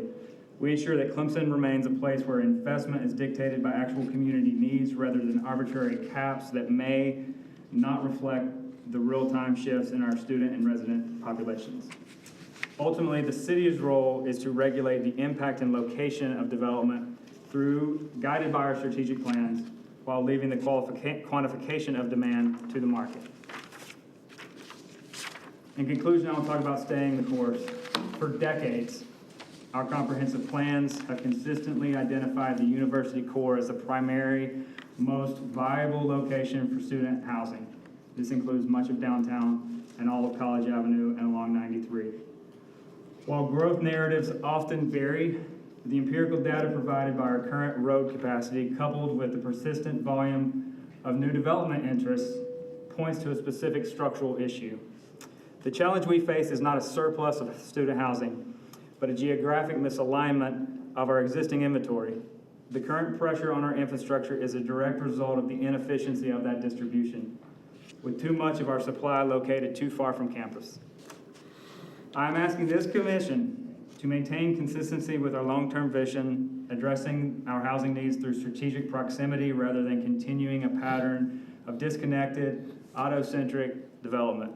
By prioritizing proximity over urban sprawl, we ensure a walkable, fiscally sustainable future for the city of Clemson. Your primary responsibility as a commission is to ensure that your decisions remain anchored in the city's adopted strategic plans, Clemson Next, and the comprehensive plan. While we value every perspective shared, we must balance individual anecdotal feedback with the vetted long-range objectives that guide this body. Staying true to these established goals allows us to make decisions that are not only responsive to today's discussion, but are also consistent with sustainable growth goals we have collectively established for the city's future. By maintaining this focus, we protect the consistency and predictability of our planning process for all residents. I wanted to get to this because I know the things coming afterwards are going to be controversial. I know there's even tonight been some talk about, why is the city doing this so that they can do something else? I told you at the last meeting, I will absolutely at the next meeting introduce a plan to revert the height on College Avenue back to what it once was, the height on College Avenue currently capped at 3 stories and elsewhere in the city is what has placed us in this constant stream of planned development cycles. And again, if we raise the height to an acceptable level that the residents can live with and that the city can live with and that the developers live with, this process stops. We can focus on protective policy decisions like we're doing tonight and get out of this continued cycle. So that's my plea to you guys. And with that, I'm going to turn it over for any questions you may have, and then we can go into the developments proposed tonight. Any questions from the commissioners? Commissioner Frank? Yeah, no questions, but as the new kid on the block here, and I'm still learning, obviously, but I have to say, thank you for this, because as you were walking through this, Nathan, as somebody who has pored over every page of the comprehensive plan, every page, every word of Clemson Next, I feel like you gave us a snapshot in many ways. You boiled it up and made it just very clear. I see the alignment of all three, and I would just say thank you for trying to make that crystal clear to us. Very helpful.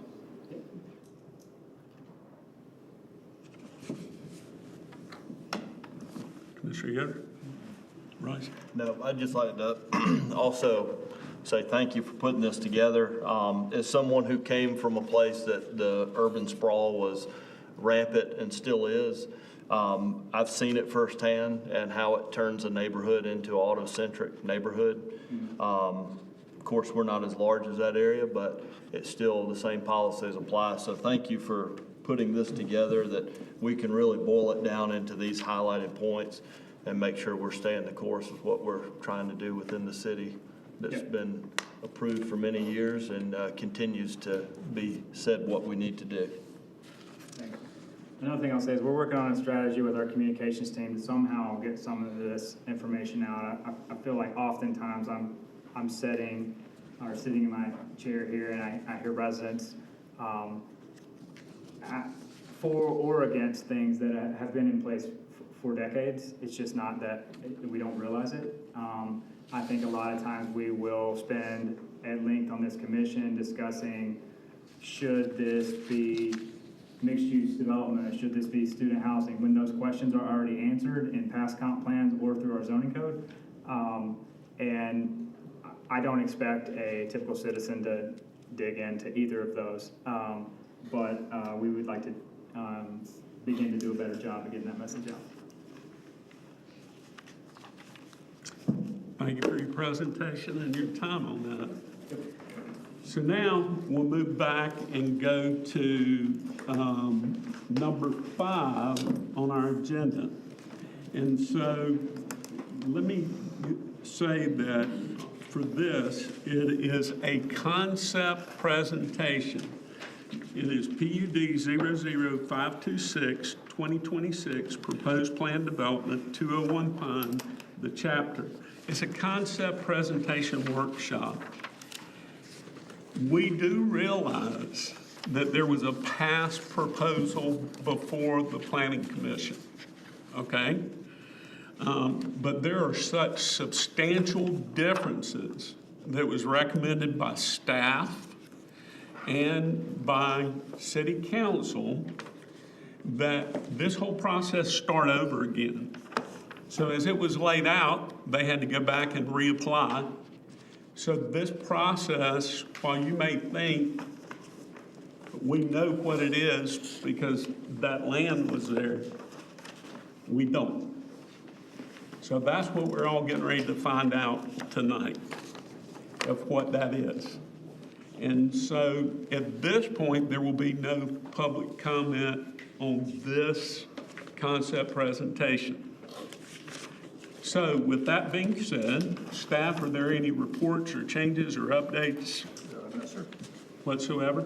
I'd like to ask a representative from 53 Group to come introduce yourself, your team, if you would do that. I think I left it there. Sorry. Thank you. All right, good evening, commissioners. My name is Allison Mills. I'm a vice president at CRG. We're the developer of this project alongside our partners at 53 Group. I have Zach Britton also here with me this evening, and our architecture team at the Lamar Johnson Collaborative. I have Michael Hanley with our architecture team also here. And we are here tonight with, as Commissioner Tyler mentioned, with a new application for a planned development at 201 to 203 Pine Street and 300 North Clemson Avenue. And so while this is a new application before you, it has obviously been informed by the previous public meetings and workshops that we've had. So I just wanted to summarize the particular feedback that we received at our last November meeting and how we've reflected that in this new proposal. And so we are fully transparent and just making sure that we're, completely open. We've also included our meeting minutes from the last 5 meetings that we've had at Plan Commission, just to give a little bit of history, public history to the project, let you into our process, know that we really are trying to listen and incorporate every comment that we do receive from the commission and the public. And so just wanted to share how we will continue to take notes throughout this process in this new application. So the 3 topics that were discussed at the Plan Commission meeting on November 10th were really 3 main concerns around the building's height and massing along Hedgerow Lane, the overall density and size of the project with the number of beds and cars, and the location of the project not being right along 93. So in the last few months, we wanted to do our homework on all of that and do what we can to address all of those concerns. So on the last topic of the project not being on 93, we really wanted to dig in. The project does sit in the Grow at the Seams area identified in the Clemson Next plan, but we really wanted to dig in to understand the feasibility of just making a major pivot, and if it was possible to look at other opportunities like the 2 sample sites that were identified as we labeled here, Site A and Site B, in the Clemson Next plan. In the Clemson Next white paper instead. And what we found is that both of these sites do have substantial challenges to assemble and develop. Concept Site A here, Tiger Park, as we're all familiar with, is encumbered with multiple long-term parking sale agreements. It is itself just short of 2 acres, so would also somehow require assembling the Tiger Walk condos, which also have obviously multiple independent owners here. And Concept Site B is also short of the required 2 acres for a PD, unless the Abernathy sells that parking lot, agrees to develop that parking lot with a project here, which we found pretty unlikely in this scenario. Site B also does require assembling multiple different owners, which we've just highlighted in this plan, including Clemson Church of Christ, and the South Carolina Baptist Convention, who we know that was a recent build, recently moved into that space, so don't believe that they are willing or interested in moving at this stage. So faced with those challenges of getting something done on 93, we reflected back on the other concerns that were raised during that meeting based on this location and modified the project with this new proposal that is here before you today. So to quickly summarize, to address the first concern, the building is now 3 stories along Hedgerow Lane. It's the same height as the existing structures and steps up gradually to a datum of 5 stories that kind of continues across the entire site as it gets down to North Clemson Avenue. And to address the concerns around project size, the overall project, just with this height reduction as well, has been reduced from an original 725-bed project to a new 555-bed project with 205 residential parking stalls. There are still the same 31 public parking stalls that we are including in that garage to serve the mixed-use space and the retail that we intend to provide and are giving back to the city. So in this context, this was just the original elevation that you're familiar with along the Hedgerow side. This was the original proposal. It's the 7 stories along Hedgerow. And this is the proposal in the application before you. It is 3 stories along Hedgerow and then gradually steps back to this maximum datum, this 5-story maximum datum above Hedgerow that is across the entire site. We also wanted to show what this looks like in context. This is just a highlight of kind of the roof line of the apartments belong on Hedgerow and Oak, just so this transition to the neighborhood is maintained as the topography moves up Folger Street. And as we work our way around the building, a little bit of history. This is the original 7-story project that was proposed. And this is the project today. This is a 3-story mass along Hedgerow that maintains that existing scale and kind of townhouse, almost townhouse quality of the development along this side of the project. I also want to note here too that parking on level 1 is also completely screened from the neighborhood, and the first floor elevation is a solid wall, so there is no light pollution or noise pollution from vehicles facing north toward the neighborhood. This is the elevation from Oak Street as it sits behind the existing buildings there. And then turning the corner onto North Clemson, we maintain the architecture that we worked through with the Commission and BAR previously. It's this horizontal Carolina clay inspired expression with a predominantly masonry facade on the primary streets of North Clemson and Pine. The 2 lower levels here you see as the site drops have about 6,000 square feet of mixed-use retail, which we intend to lease to local businesses or small professional offices. Here you can also see the lay-by lane that we had worked through to help drop-offs, pickups, and help improve shared multimodal transportation to this site. And then the view from Pine and North Clemson, where we include this public park and plaza space at this primary corner.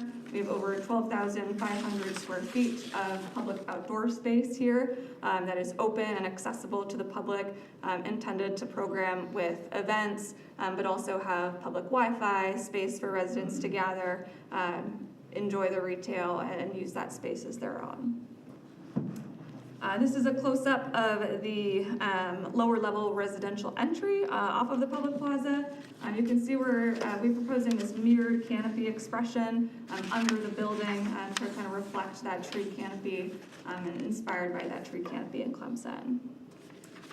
And this is the view from the interior of the public courtyard and the public green space, where you can still see the connection to the stadium, the connection to campus, and the opportunities for outdoor dining and other retail events here. And then just another view of the public plaza and the lay-by lane that I mentioned as it is terraced into this lower level of the site. And lastly, I still want to end with the public benefits that this project is proposing to bring to Clemson. Since the previous application, there have been no changes to the improvements proposed. As we know how important these were and still are to the city and the community, and they're also important to us. We are committed to developing a project that is walkable to campus and walkable to downtown. And so as a part of that project, we are including and proposing 1,750 feet of waterline improvements from downtown Clemson all the way to the site. Over 2,400 linear feet of sidewalk improvements, including wider sidewalks, a 10-foot sidewalk now on North Clemson from downtown to the site, also a new pedestrian sidewalk, a new 5-foot sidewalk along Hedgerow where there is none today, and also making the pedestrian crosswalks from the site to downtown and to campus all ADA accessible throughout this path. So thank you again for your time this evening, and really appreciate you working with us on this new application.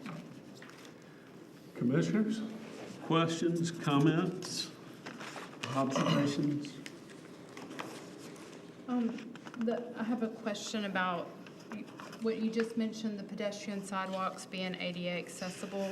Are these going to be crosswalks like where you push a button and light flashes like around Vineyard Road, or are these just, these are just crosswalks? These are just crosswalks. Okay.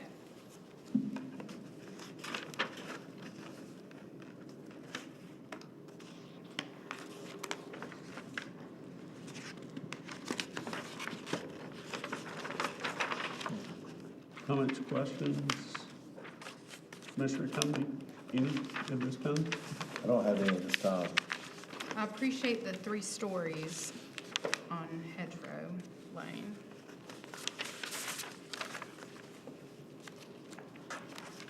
Mr. Rice? None Comments, today. questions? I more than likely will at the next one. Commissioner Getter?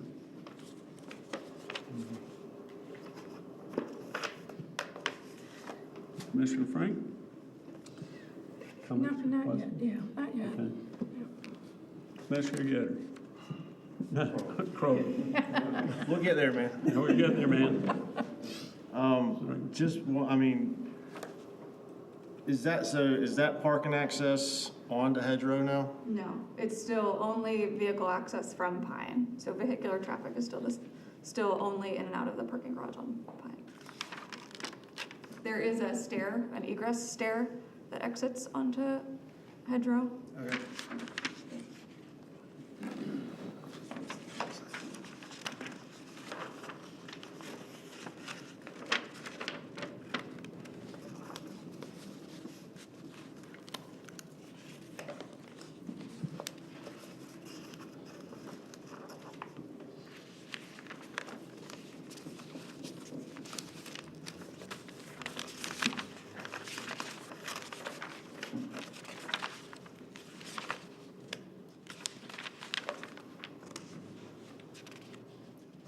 I too appreciate your thoughtfulness and coming back and addressing head-on more of the concerns that were expressed the last time here.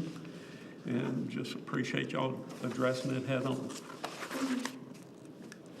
So at this point, if there are no other questions or comments from the commissioners, I would urge you to, if you're looking through this and do have those, communicate with staff immediately before our next meeting. And if that goes forward to a public hearing at that point, and I would urge you to do that sooner rather than later. So the next meeting will be public input? Mm-hmm. Okay. Got it. But the big deal is as you examine these, is that the feedback goes to staff immediately, and that feedback can get back to CRG and the 53 group. I will say one thing. Yeah, I'll be remiss please if I do. don't mention it. Try to find some golf cart parking. I think that's a very big part of that area. So it may be something that would be an asset.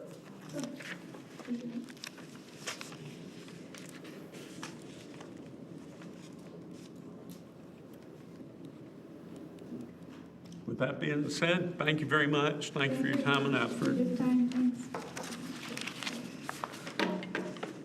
Okay, we're going to move on to our next agenda item. Our next agenda item is a public session. And this public session is based on 1310 Tiger Boulevard. And during this time, I'd like to ask that people from, I'm looking for my little read sheets. I've got so many of these on me today. Here it is.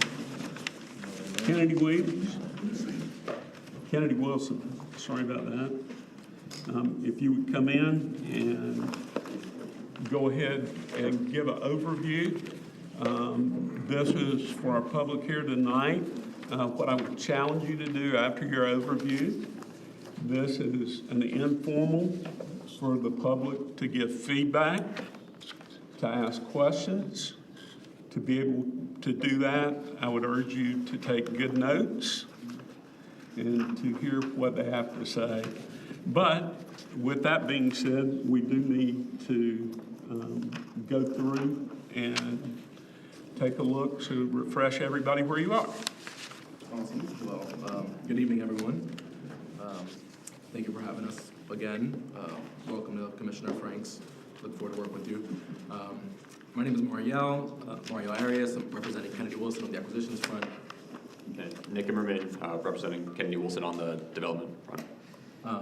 As you mentioned, Commissioner Tyler, we'd like to just kind of go over what the presentation or what the proposed development includes. We haven't made any site plan changes since the last meeting, but we'd like to go over them nonetheless.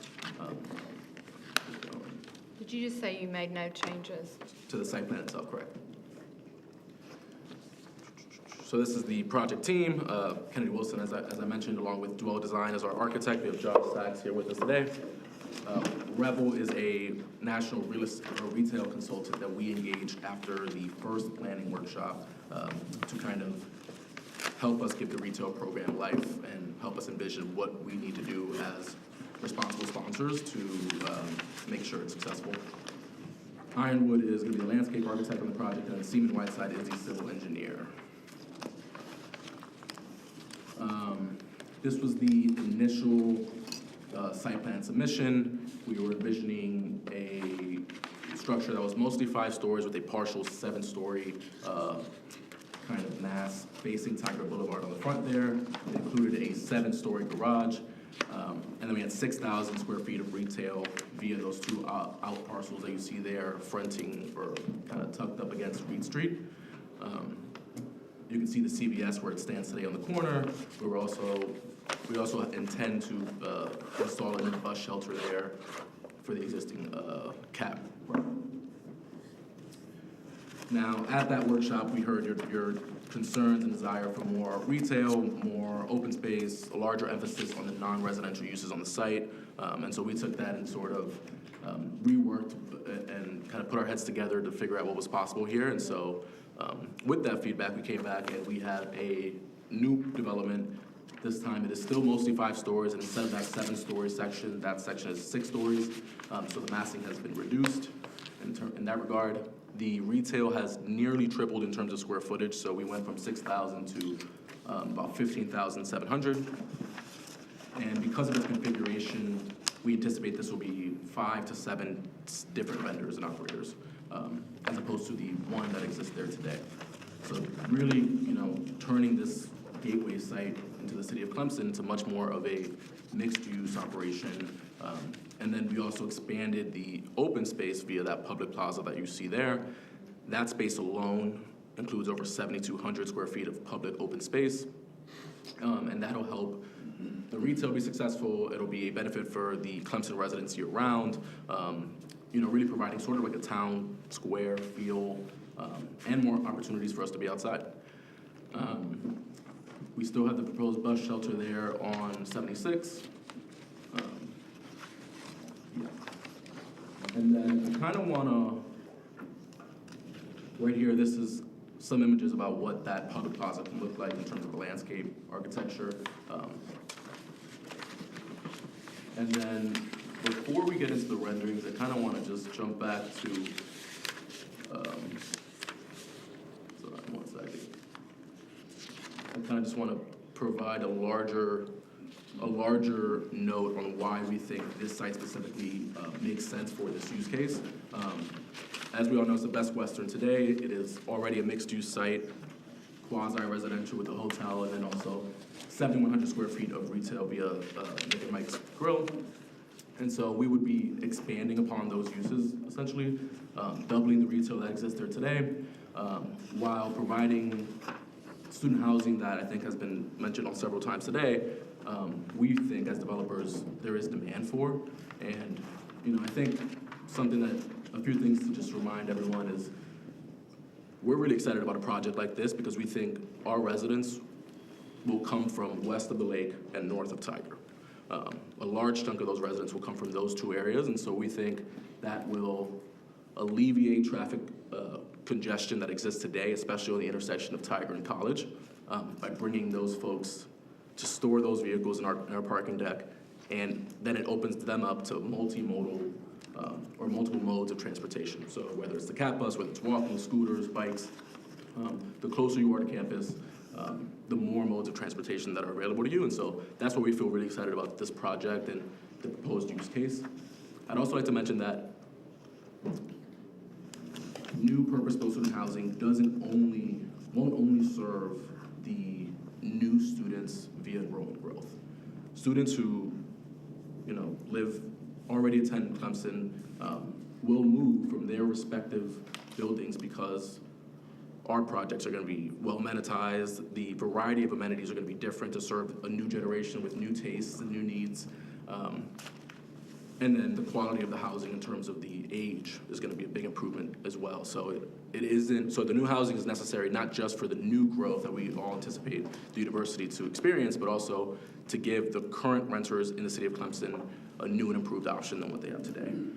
It also forces, and Nathan brought this up in the presentation, but it also forces the owners of older apartment stock to step up their game, right, and invest in their stock and represent their value proposition to renters, because they no longer can just sit on their laurels and not invest into their properties, not revitalize amenity packages. And so that's why we think new purpose-built Class A student housing is needed. Got about 5 more minutes. And then I'd also just say within the new housing, there needs to be a variety of new housing, and our project is slated to be several $100s lower priced than the College Avenue properties that exist today. Not to mention the new ones that will probably be at a similar threat or higher. And then, again, this housing frees up what could be workforce housing, young professional housing in areas west of the lake or north of Tiger today. And then I'll just pass it off to Nick to hit on the retail vision a little bit. So just to, again, orient ourselves, so this would be the view on Tiger if you're going or passing the CVS on your right-hand side. This would be the view of the retail and then the project. Beyond This would be a view sort of behind the retail, looking at the public plaza and the retail there. This would be the highest portion of the building, which would be 6 stories here. And then this is the inside the plaza itself. At our first presentation, first concept workshop, we heard the commission loud and clear, more retail, more retail, more retail, create a destination, create a place that Clemson can be proud of, create a gateway. And we think this plaza, the additional retail, really strengthens this site, and it creates a gateway into Clemson.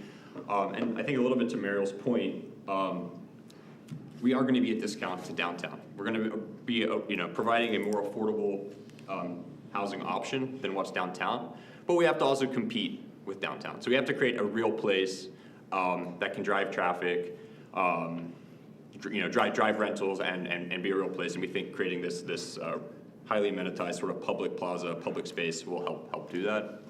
Again, just a couple more views here. So imagine sitting out on Reed Street, having a drink, eating dinner with your family. Compared to what's there today, we think this is could be a huge benefit to the city. Obviously, huge improvements to the streetscapes in the public realm. Again, on the retail front, we obviously today it's a hotel use, there's commercial space, and we understand the importance of maintaining the commercial space and creating a mixed-use environment here. We hired Revel, who's a national retail developer and consultant. We're student housing folks. We needed help, and they came in and created a plan with us that we think helps achieve some of the goals of the commission by increasing the amount of retail, and really like Class A quality retail that brings in sort of what we think will be best in class tenants and operators. That's attractive for students, for residents, for visitors. That's the goal. That's what will make this development successful, and that's what we think we can provide here. This is just a sample of sort of the mix of retailers that we could provide, and how we've sort of thought about how the spaces could be divided up. Obviously, we're still very early in the process, but this is sort of the type of mix we think could work here. And then again, back to this plaza. Retail works when other retail works around it. If you're coming to get ice cream with your family, with your kids, it's nice to be able to sit and enjoy and watch the people, and then maybe go to the shop next door and browse and create a full experience, right? That's what creates success, a successful retail and successful mixed use. And the key to that is to activate the plaza that we're going to have here. The leasing center and the leasing office for the residential is at the back of this plaza. So you've got to walk through the plaza to get to the leasing. The most important thing for our leasing success is to create a real active, vibrant entrance to our front door. And so we talk about activations, whether that's music, markets, yoga, different activities, or art shows, etc. Really trying to work, create an environment for the retailers, for our residents, for the residents of Clemson. That's a major goal here. So that's where we are. We appreciate all the feedback you guys provided to date. We hope to continue the conversation with the public and continue to evolve the plan. Okay. One addition that we have made since our last one is that's important. We thought long and hard about community benefits, and we thought about the different ways that we can contribute not only to the city of Clemson's success, but also kind of put our money where our mouth is in terms of this project specifically success. And two major points, or major parts of our thesis and why we think this student housing here works and makes sense is we think it can alleviate traffic, and we think retail, and especially in this sort of village concept, can be successful. And so to do that, we've introduced $1.4 million in additional benefits, about half of that being in retail leasing incentives, including tenant improvement allowances that go above and beyond what our third-party brokers and teams have advised us, and then also just standard rent incentives, and then a $750,000 capital contribution to CAPUS. That could be via either they can acquire 2 to 3 new buses, or they can use some of it for operational expenses. That's all just examples. But we need a capital system that is thriving and accessible to our residents for the project to succeed and for this location to succeed as a student housing location, and then we need the retail to succeed. And so those were two that were important to us, along with the others listed here. Thank you for your presentation and your recap. At this point, again, I would encourage you to take notes. I would encourage those of you who are going to speak the same thing to please come up and sign in. Y'all can go ahead and sit down, and they may ask you to see something again. When you're going to speak, if you would come up, sign in, and if you would state your name and then your comments. And we have 3 minutes per speaker.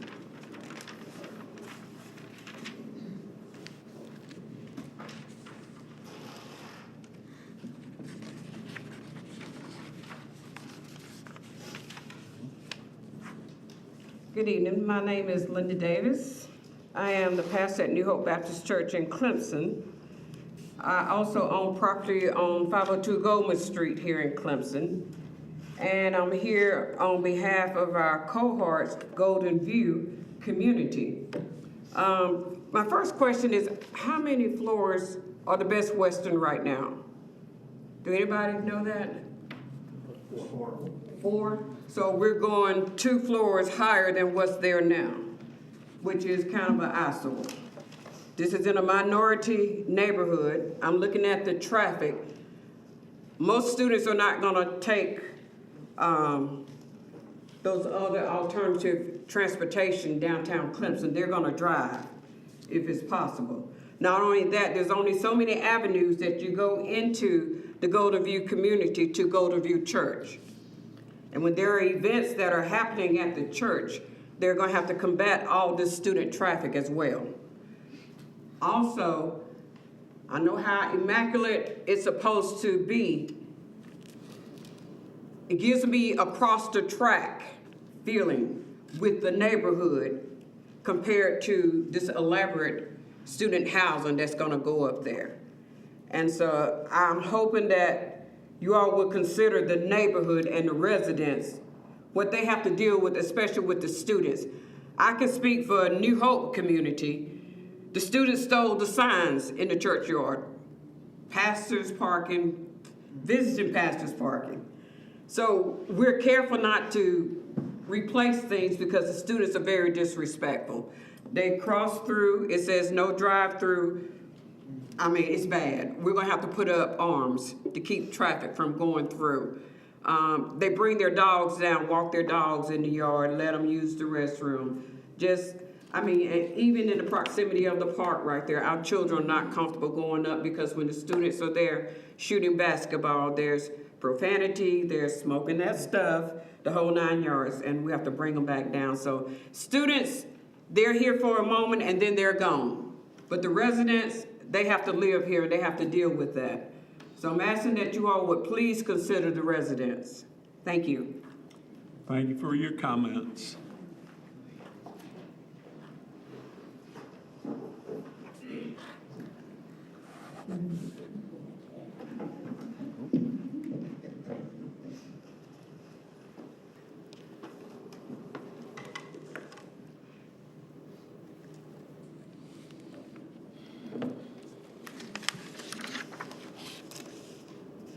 I'm Eva Henry, and I live 234 Riggs Drive. Okay, if they're gonna build that 7-story building across the highway from me, now I can walk from my house right here, and I can walk to that area there. If they're gonna build a 7-story, they could see into my house. And I have a big area, I call it my jungle, and it literally has trees in it. But if they build 7 stories, they're gonna be able to see, I've got a 2-story house. They're gonna be able to see into my area. I will have no privacy. And 7 stories is just so high. And I don't know how. And not only that, right across from them are all these residential houses. Now, it's got a big highway, but even with the big highway, if it goes up 7 stories, the highway won't do anything. You can still see in these people's houses. So, 7 stories is just very tall to me. And, I mean, that's what I think. Thank you for your comments.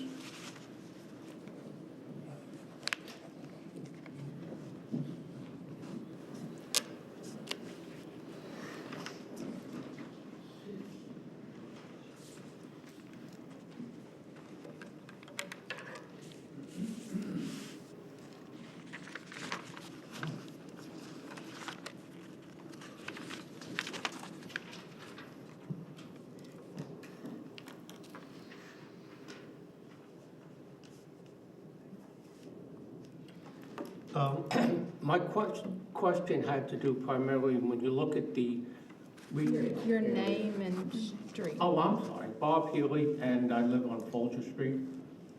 My question has to do with the retail and the amount of parking that, the non-resident parking that will be available, and the traffic, that is additional traffic that will cause on both 76 and on 123. I didn't hear, and it might have been him, but I didn't hear anything in the presentation that said just how many spots there would be. So, Would you like to answer that? Yeah, there'll be 70, 71 surface park retail stalls that will just be for the retail. That'll be managed to ensure that it's used by the retail customers.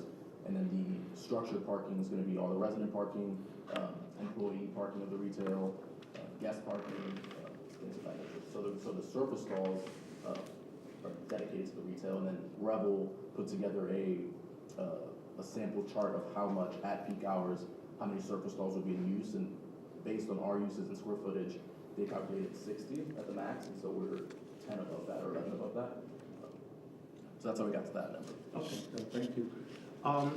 It's also, I'd like to know how they could guarantee, and certainly I don't think anybody can guarantee, that all the retail that they're putting in there will be full, will be occupied, where we have so many open places that retail stores down in the, just on College Avenue, and then we're building more.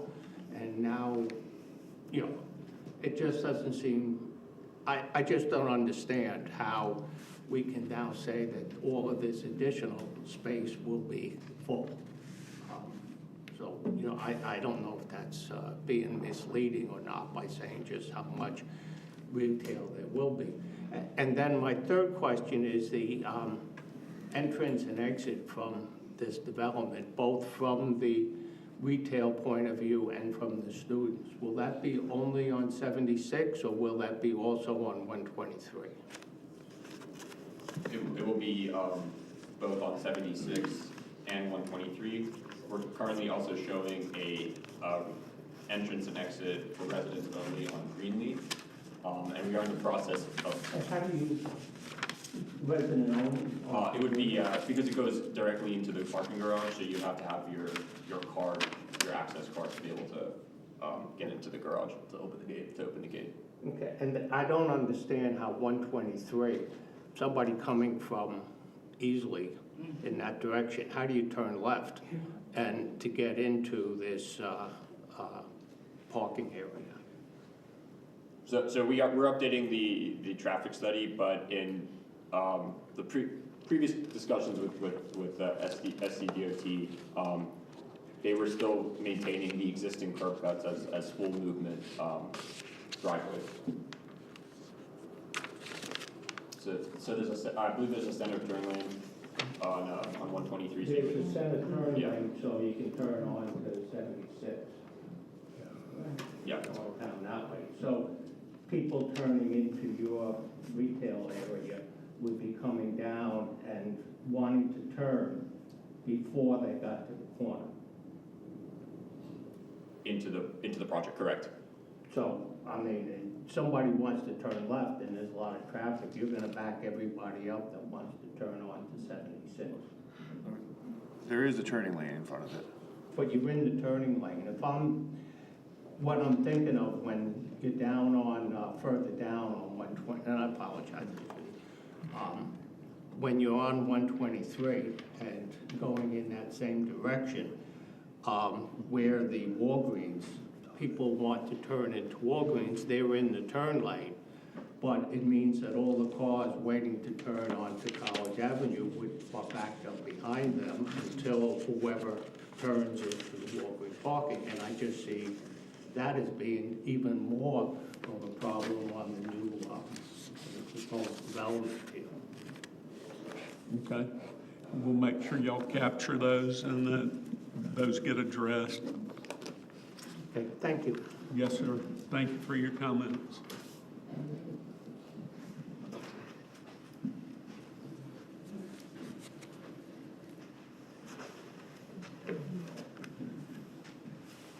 My name is Yolanda Green. I live at 106 Church Street, which is directly across the street from the church there. I attend Golden View Baptist Church. I'm the church clerk there. My concerns are basically the same as the gentleman before me. When turning into the CVS now, number one, there's a turning lane, but you can only get into that turning lane 2 stripes ahead. I know because the police pulled me over because I jumped out too fast. There is already now such congestion. People coming from the Best Western run that stop sign there, and I go and I turn, and then I turn to go to my 92-year-old father's house, and it's very dangerous there now. So that's one of my concerns about additional traffic coming in and out from the proposed apartments onto 123. And we all know how congested 123 is now.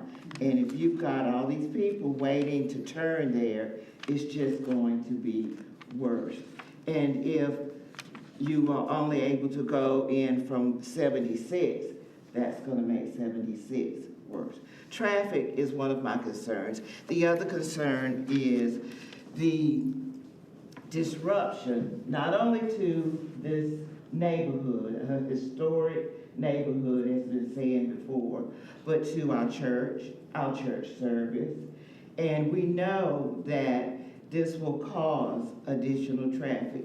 You can put up signs going, but eventually that traffic will go around and end up on Church Street. It will be a hindrance not to the church, to my father's house, and I just don't see the need for it with all the other possibilities for putting up a new apartment. I think that was all that I wanted to say. Just for my clarification in my notes, were you concerned about the intersection where they're running the stop sign? That's Reed Street, I assume? The one that brings you to the church?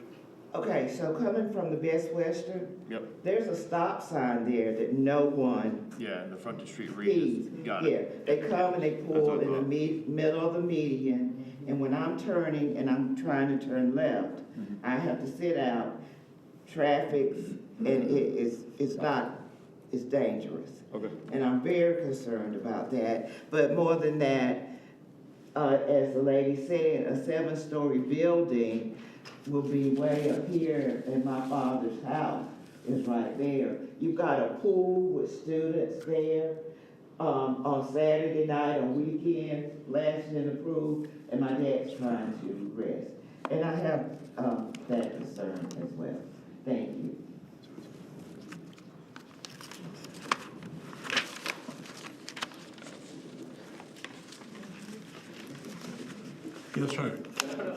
to the site plan? Yes, why don't you do that? I was just asking.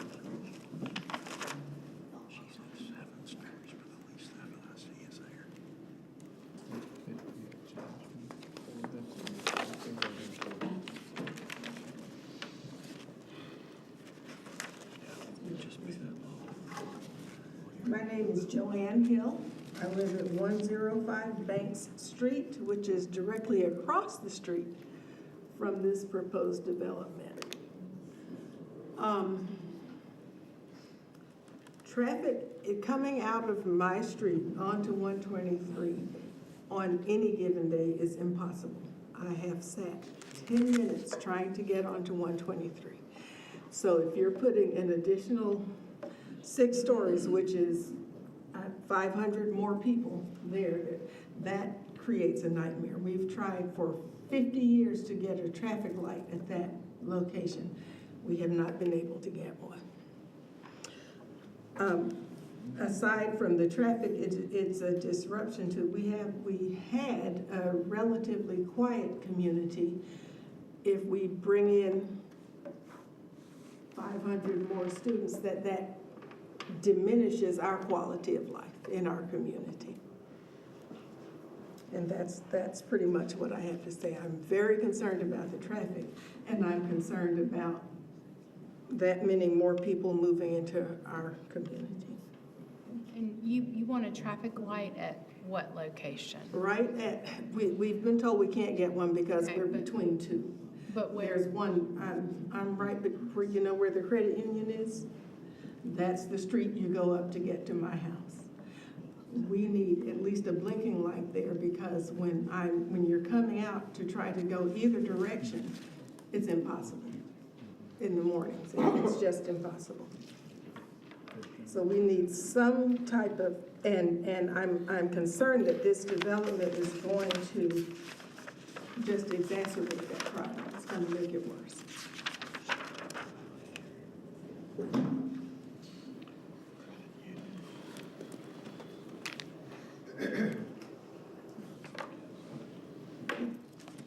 Thank you for your comments.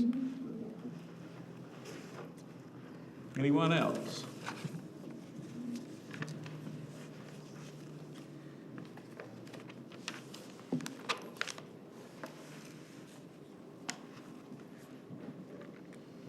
My name is Deborah Hamilton. I'm here with my sister as well, Sharon Hamilton, 303 Reed Street, which is right up the street from your proposal, right past the church. And our concern is not only the traffic coming in and out of that street, but even when you try to go around, you still blocking out. If you go around and try to come back on 76, you got folks coming out on that side, and you can't get out. And with the retails and the partying that students do, you got traffic that we're not gonna be able to get into our street to get to our home. You've got noise, the noise level with retails, the people, you know, partying and the stores and stuff. It blocks that street. Coming through Clemson, coming from Seneca, if you're going to the stores or coming from the stores, coming in, the traffic. And then on weekends when Clemson has games, it's almost impossible to get in and out of that area. Not only the church, and I'm also the treasurer of the church there. And we have problems getting in and out. And then, you know, and that community is an older community. Most people there are 60, 70, 80, 90 years old. They don't want to be fighting all that traffic. They don't want to hear all that noise. And with a 7-story building there, 7, 6, whatever it is, it's looking over to everybody. Because it's over the trees tops. It's not that many trees there now. So what do we do as a community members to try to outsource this? You know, we don't want to go nowhere. We've lived there for all our life. I'm 70 years old. That's been my home since I was 4 or 5 years old. And now as I come in and out, no matter which way I come, I'm always sitting in traffic. And like I say, during peak hours, lunch hours, afternoons when people are getting off from work, trying to go to the stores or whatever, to their homes, I'm stuck in traffic. 10, sometimes 15 minutes just trying to get to Reed Street, to get up the street. On Sunday mornings when I'm coming out of a game, trying to come down Sometimes I'm in Seneca and I'm coming out. It takes me 10 to 15 minutes, but it used to take me 5 to 7 minutes to get down to just to get to the church. I mean, sometimes I have to leave home 30, 40 minutes early just to get to the church on time for service. It doesn't make sense. Coming out, it's just the same. By the time church service is over, the traffic is already backed up. You can't even get in and out. I mean, if you go to the grocery store, you come back in, you're sitting in line because you can't cross over. If you go the other way, you're gonna hit the traffic off of 93. It's just as bad. You already got the stores right down at the edge of the street with the shopping center and the stores and the bank and all that stuff right there. So you got traffic coming out there that's backed up at that light trying to get through. It's ridiculous.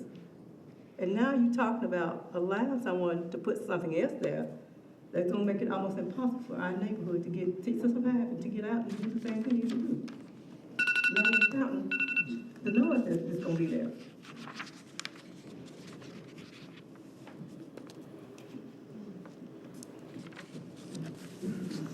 Thank you, Ms. Hamilton, for your comments.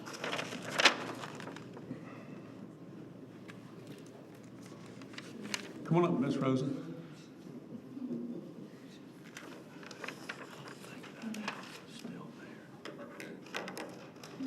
I guess I get 6 minutes.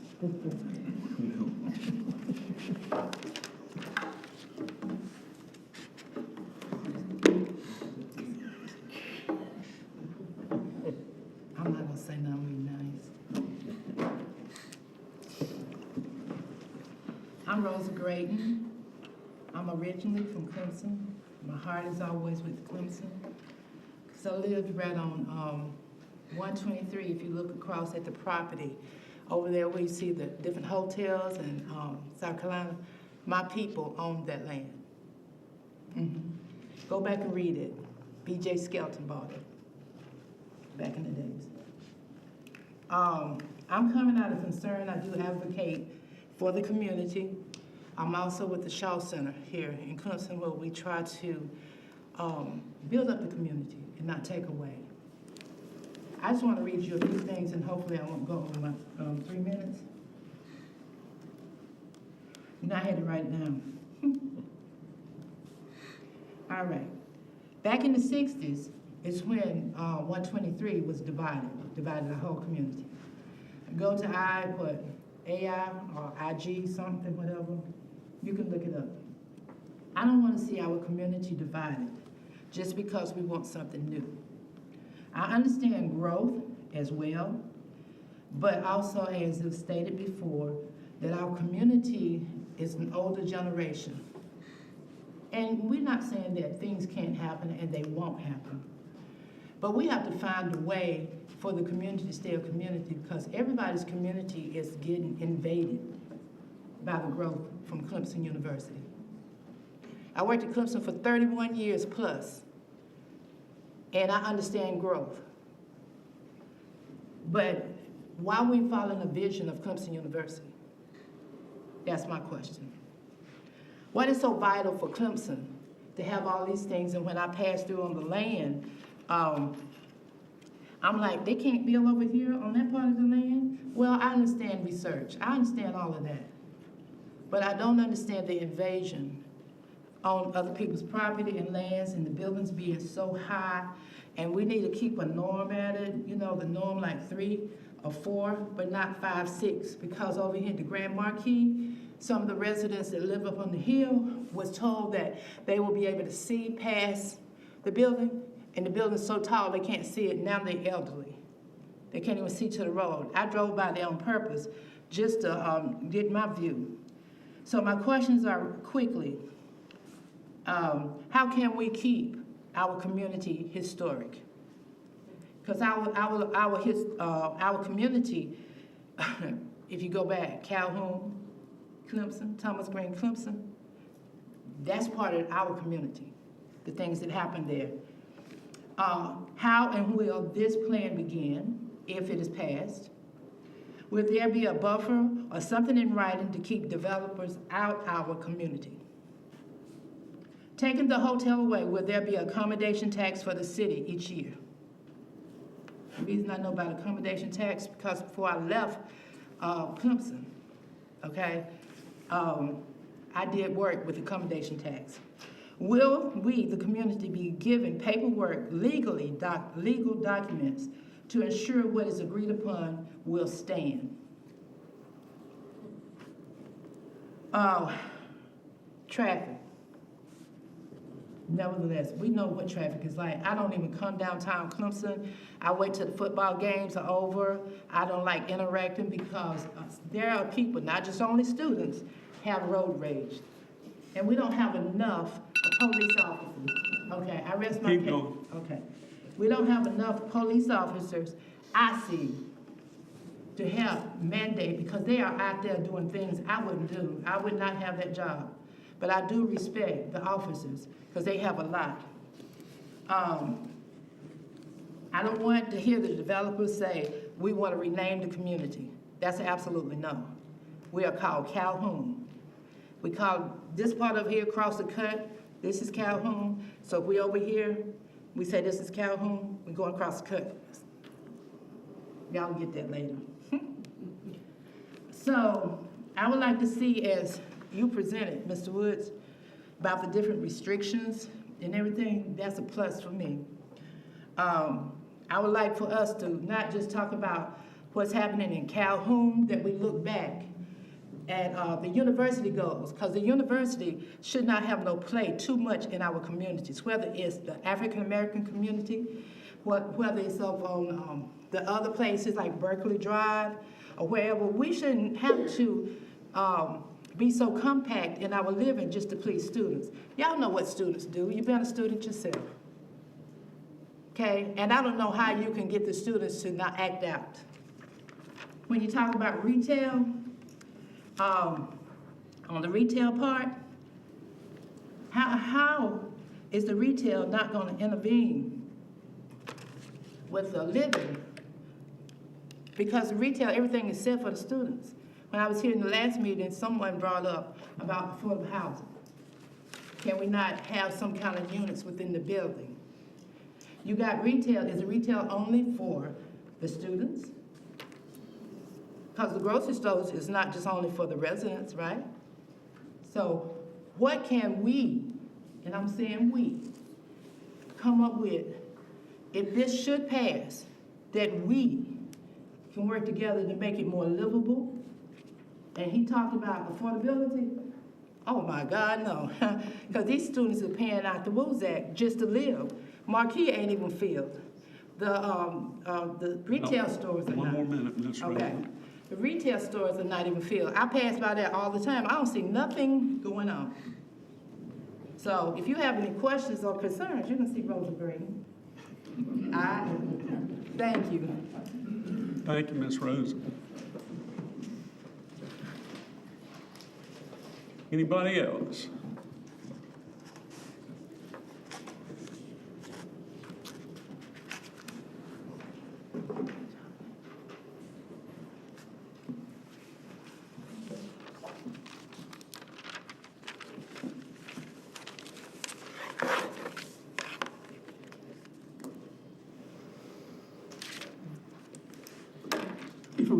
I butt in for a third time. Usually I do it 3 times. Something that hasn't been mentioned, which is very important. Your name and... Oh, I'm very sorry. I'm very sorry. My name is Rupert, 206 North Clemson Avenue. I apologize. Something which is very important. I haven't really been brought up yet. And I think we all should be aware of this because it is a very important issue. 123 is a traffic disaster for Oconee and Pickens County. We all know that. And part of the strategy to alleviate the traffic congestion at the Clemson stoplight there at the railroad trestles by Starbucks is to have a bypass. And Nathan Hinkle, when I spoke with him, we had a great get-together one time, talked about a future plan of 123, about a 123 bypass on Old Cherry Road that would basically be a big detour right around this congested area. And well, if you really look at what has to happen, we're talking billions and billions of dollars. And Nathan kind of casually said, yeah, 10 years, 20 years, I mean, it have to be funded by the government. It's a long shot, is what I'm saying. I'm saying that the Cherry Road bypass is a long, long shot. But Nathan Hinkle said, well, we have a bypass now. I go, you mean Perimeter Road? He goes, yeah, Perimeter Road. That is officially a bypass. I asked Nathan, well, there's not a sign out there saying 123 bypass this way. He goes, well, people don't need a sign because their GPS will tell them to take this route. So, okay, to get to that 123, well, to get to the Perimeter Road bypass, where do you make a left-hand turn? Where do you make a left-hand turn? In front of Ace Hardware. 176. Go down there and make a right on Perimeter. So as traffic increases, the pressure point right there at Ace Hardware making a left, if you're coming from Easley making a left, it's going to be unbelievable because people are going to eventually start taking that bypass on Perimeter Road. That's all I want to say. Thank you for your comments. Is there anybody else?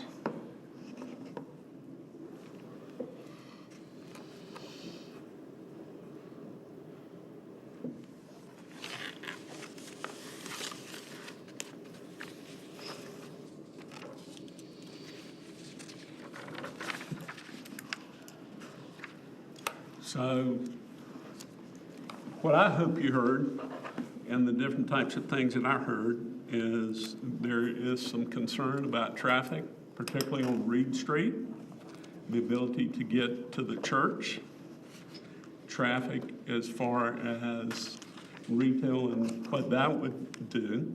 I think one of the things is sight lines of what I heard, of how that reaches out into the neighborhoods. I also heard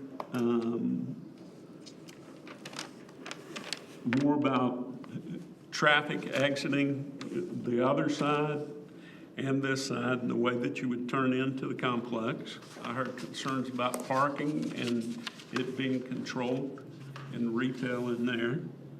I also heard on here that there is some concern of, and I guess, Jacob, you know where they were talking about with the stop sign and things like that. And that preserving the character within that neighborhood is hugely important. I think the other thing that I heard is there are a lot of elderly people that live within that area as well. And there is concern of people cutting through the neighborhood and the effect that that would have on them.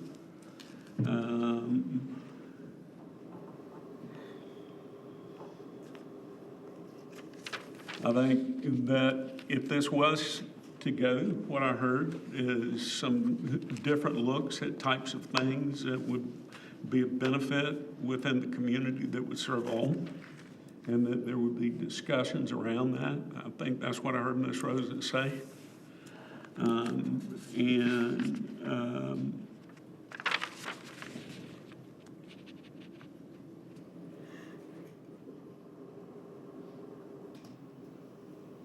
Buffers, a big concern that I heard. And then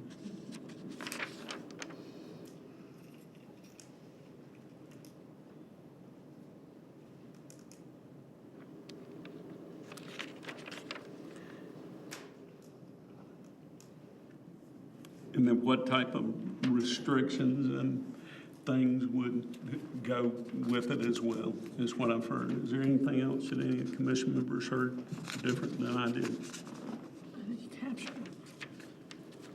So if y'all would take that feedback and take a look at how that might be addressed and work with staff. I know that you guys said you're doing a traffic study or have done a traffic study. Yeah, we did one, but since we've changed the program, we're updating the traffic study. So it'll be ready before we come back. And you will get with staff on that. I think another idea that I also heard was how would there be or is there a possibility of designating Perimeter Road as a bypass. So I guess staff talking with Nathan Hinkle and DOT to be sure of that. So those are the things that I heard, and hopefully y'all captured other notes. Were there any comments or questions from commissioners? If you'll look up the Shaw Center in Clemson and see what Rosa was speaking about, it's an organization that serves our historically underserved communities. You may already be familiar with it, but that community will be impacted the most. And so I don't want them to not be seen or heard or benefited from what you guys want to do in Clemson. So if you can familiarize yourself with that and see what benefit that when you talk about bringing things to the community, how can we benefit that historically underserved community that's right near you? We need to explore some options there. I mean, I'm not sure, but.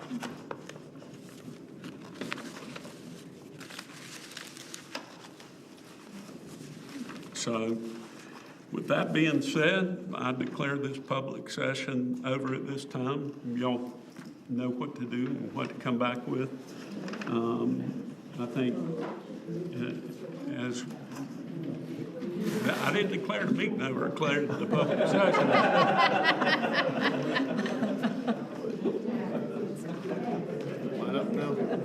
But if you want to leave, I understand. Can I go with you? Don't take it personally. I was going to leave, is that an option, or? Even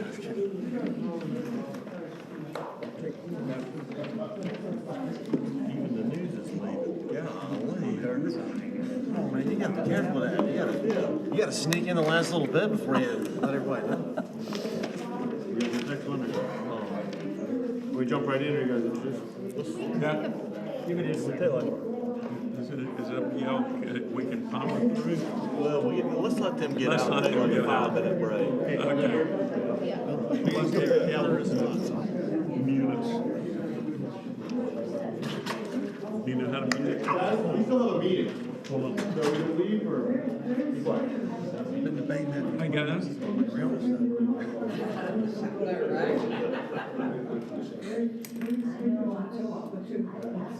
We're not currently, we're not currently in recess, correct? No, we're not. We're just theoretically not talking. I gotta wait. Yes. Okay. I'm waiting on Kelly to come back because she's the only one that can mute that thing. In addition to everything else. I didn't know if we were actually taking a meeting. Okay. Yeah.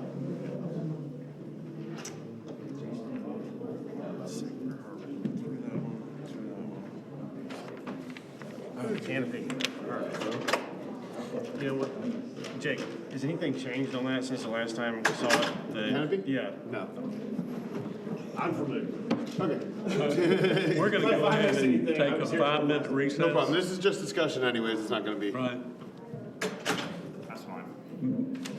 We'll take 5 minutes. Y'all can run to the restroom if you need to. And we'll wait. Just remember, we're still live.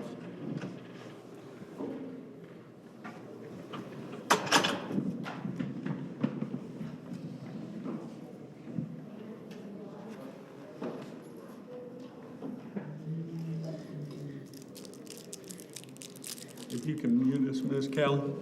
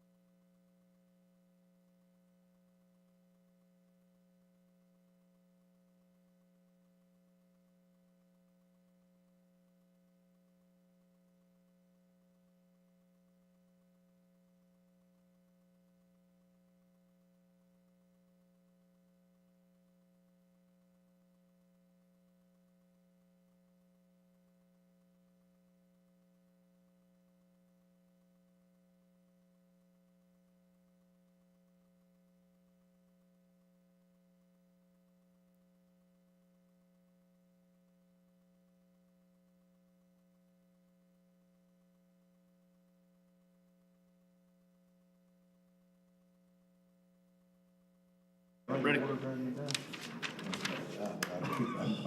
Everybody in there. Okay. We are reconvening our meeting. Jacob, if you would begin our discussion, the draft rooftop canopy standard. Sure.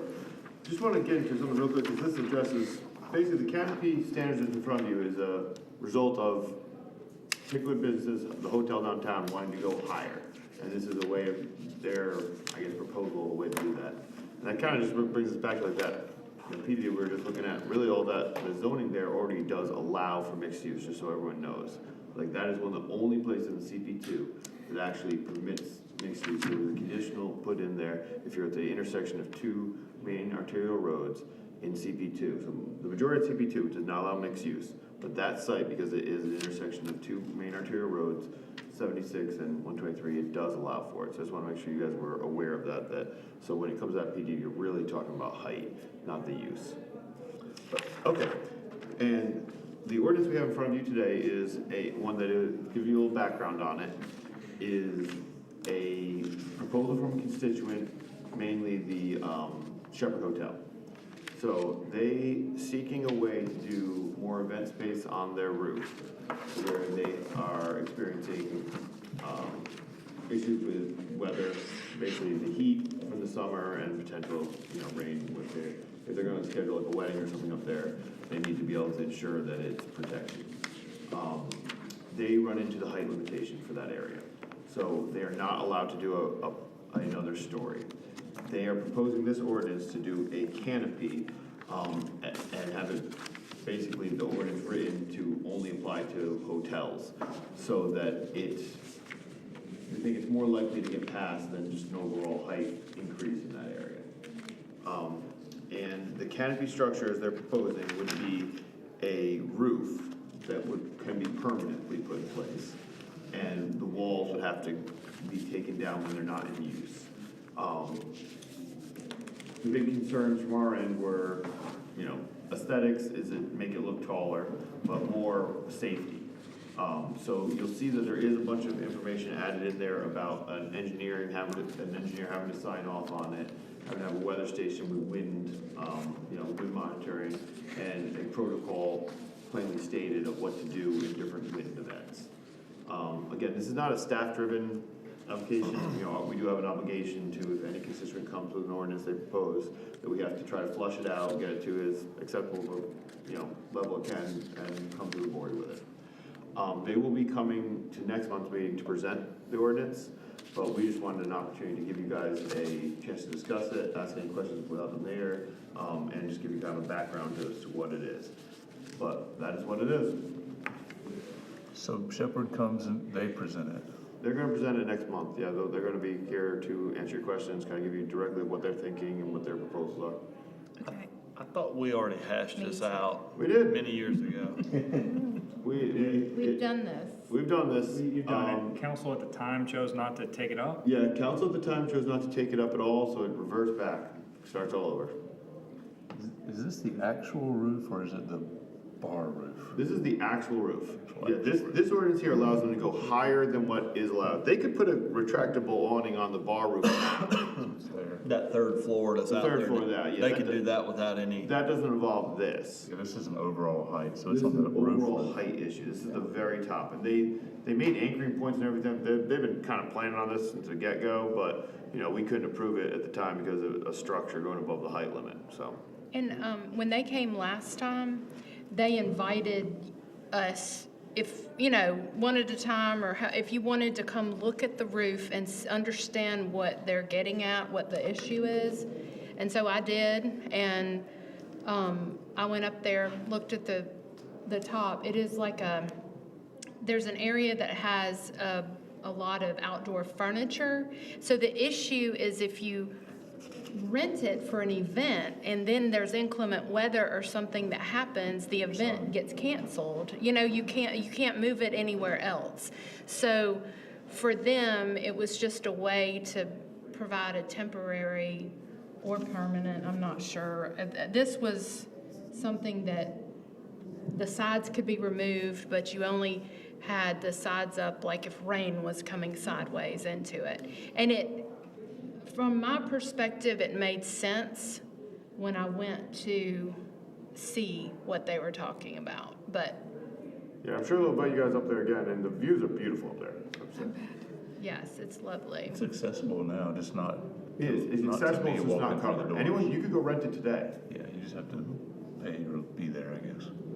Yeah. So you can't just go up there? I do not know. I don't You think, could no, just it's stay not in open there. to the public.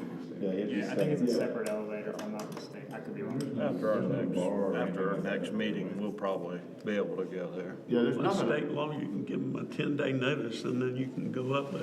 That's true. Planning commission go on anyone's Yeah. property. You guys got that authority? Yeah, but you gotta write it, the letter for Oh, yeah, 10-day go ahead. notice. They don't want to say that, but. So my only question was just around fire safety and emergency preparedness in the event that something, were to go crazy, both their preparedness as well as our ability to respond if there were a fire at that height. I mean, I don't know, maybe a stupid question, but it just occurred to me. We do have a ladder truck, capable of going to the top. Okay. But it's already an approved occupied space. It is, it's approved occupied space. We're just talking about putting it What did y'all across. land Okay. last time? Did y'all just- Now, It got positive approval last time. I may be misremembering this, but didn't they originally, like, that was finished and everything, planned for events, and the original plan was to use temporary tents when they had events, Correct. So but they- ordinance doesn't allow? Okay, so what happened was this, is when they went to go build, exactly, they proposed, they built, and then they came to us with a tent permit to put a tent on top, and we were like, absolutely not.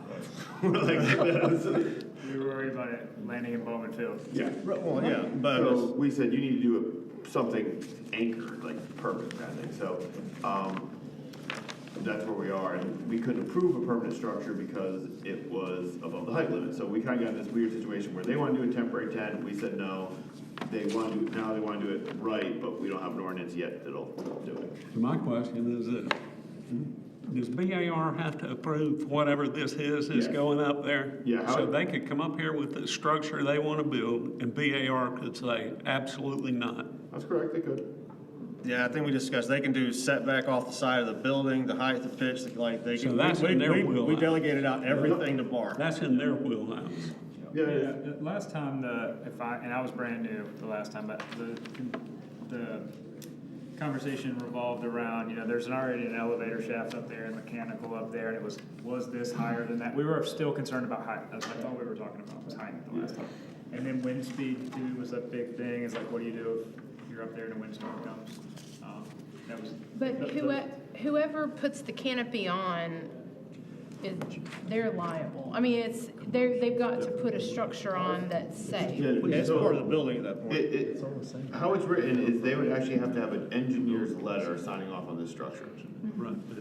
Everybody Yeah, and doesn't I understand think, that. too, one of the things, I guess, just for some of the new members, is that one of the questions I know I brought up was that, when you guys were building it, why didn't you think about having rooftop events? And they said, well, we didn't think that there would be a want for it. Yeah. They think it's going, and now they get a lot of attention So, for it. yes, and I think to me personally, I think it's something, that will be beneficial in the future for any possible things coming. And according to this, hotels will be the only, This is written pretty tightly. yeah. Now, I mean, honestly, one of the biggest requests we get, like people calling up looking, where do you have event space in town? Because that is probably one of our most common, inquiries from the public is, we don't really have an event space. So, I couldn't understand what they were asking for. It didn't make any sense why it wasn't already there, so yeah. now I kind of got a better idea. Yeah, that's, honestly, that's what we wanted to have the discussion, was to bring everyone, because some people were on the board, some people weren't. We just kind of wanted to get everyone up to the same page before they came in. It passed last time, but It passed. Crowley can back me up. I can't remember who else was on. We drug that out for a long time. Oh, yeah. There was a lot of back and forth for the safe, there was people were concerned about the safeties, that nobody wanted the top blown off and land in their yard, and, I feel like we spent 3 or 4 meetings But on it's this. not a temporary structure. It's a- Right, that was the part we had. Well, It's a permitted structure. And I think sometimes we bear burdens we don't need to bear, that we think, there's someone else gonna be responsible for building this structure. But Well, and that's why we delegated the design stuff Nathan's out. whole point today in his presentation about Arlene. Yeah. I mean, Brian brought it to me because I was saying, hey, what about this and this and this? He's going, dude, this is construction, and commercial has different rules than residential, and that's on these guys. I think the question is like, are we okay with the extra height for the canopy? That's really, it's That's not really how to build it. But this could this could, in this actual ordinance, you could say that, you know, it's a permanent structure that doesn't retract, or is it just? Yeah, I mean, it could be written something. right now, it's, the roof can be permanent. The roof is permanent, the walls have to come down. The walls We're not do have gonna- to come down. So that's, that way it does not become a permanent enclosed space. That was another one of the Yes. sticking points from last time, was, oh, you're just adding a floor, basically. Yes. I would just tell you, if I was renting for an event, I would want one. So me personally, I have no problem with it. It seems like this ordinance is what y'all worked out last time, so I'm good with it. I don't know if you guys have fixed it yet or caught it since these went out, but the last sentence of number 7, that says taken a different wind speeds, I think it's supposed to be taken at different wind speeds. There you go. Thank you. You're welcome.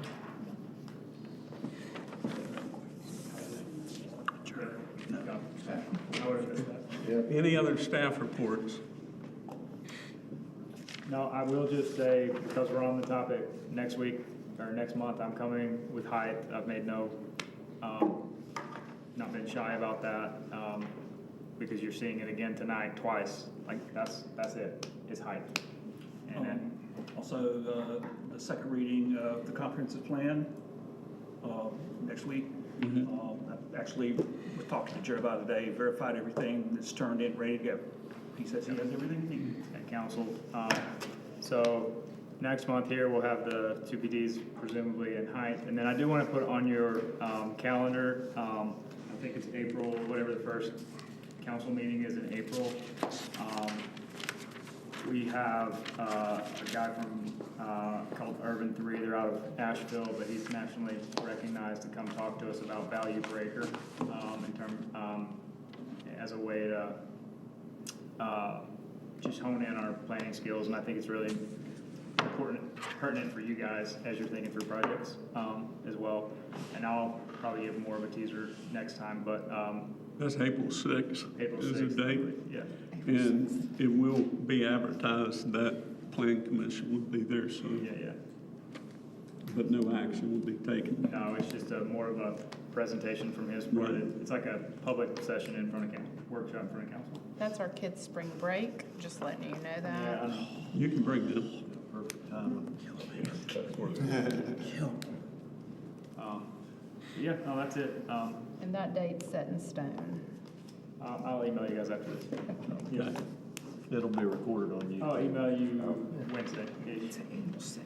Anyway. But the other thing I do want to say, and this is going to sound off the wall, and I'm going to single both of them out, and that's fine, but in preparing for the overlay, I received, I don't know how many Brian questions I got, but there were probably, I mean, I'm joking with you, but there were probably 10, and I probably got 10 from John Crowley too. And honestly, like, working through those, like, I do want you all to understand, like, that's how sausage is made. Like, John showed us something that Jacob and I were like, crap, and then Brian said something, and it's like, so it all makes a better product. So I'm not calling anybody out for not, but what I'm saying is, like, when you write us and give us a list, I mean, we probably spent 2 hours in my office over John Crowley's and probably an hour and a half over Brian, but like I don't complain about that at all. It really made the final version much better than what we were bringing. Specifically, Brian had a couple, but I think John's was the one that's like, we already require sidewalks for subdivisions anyway, so like that didn't need to be there at all. So we're not above getting things wrong, so we value your input. So that's why I say particularly on 1310, it's very, very important with your thoughts that they get in to Nathan and Jacob and Art.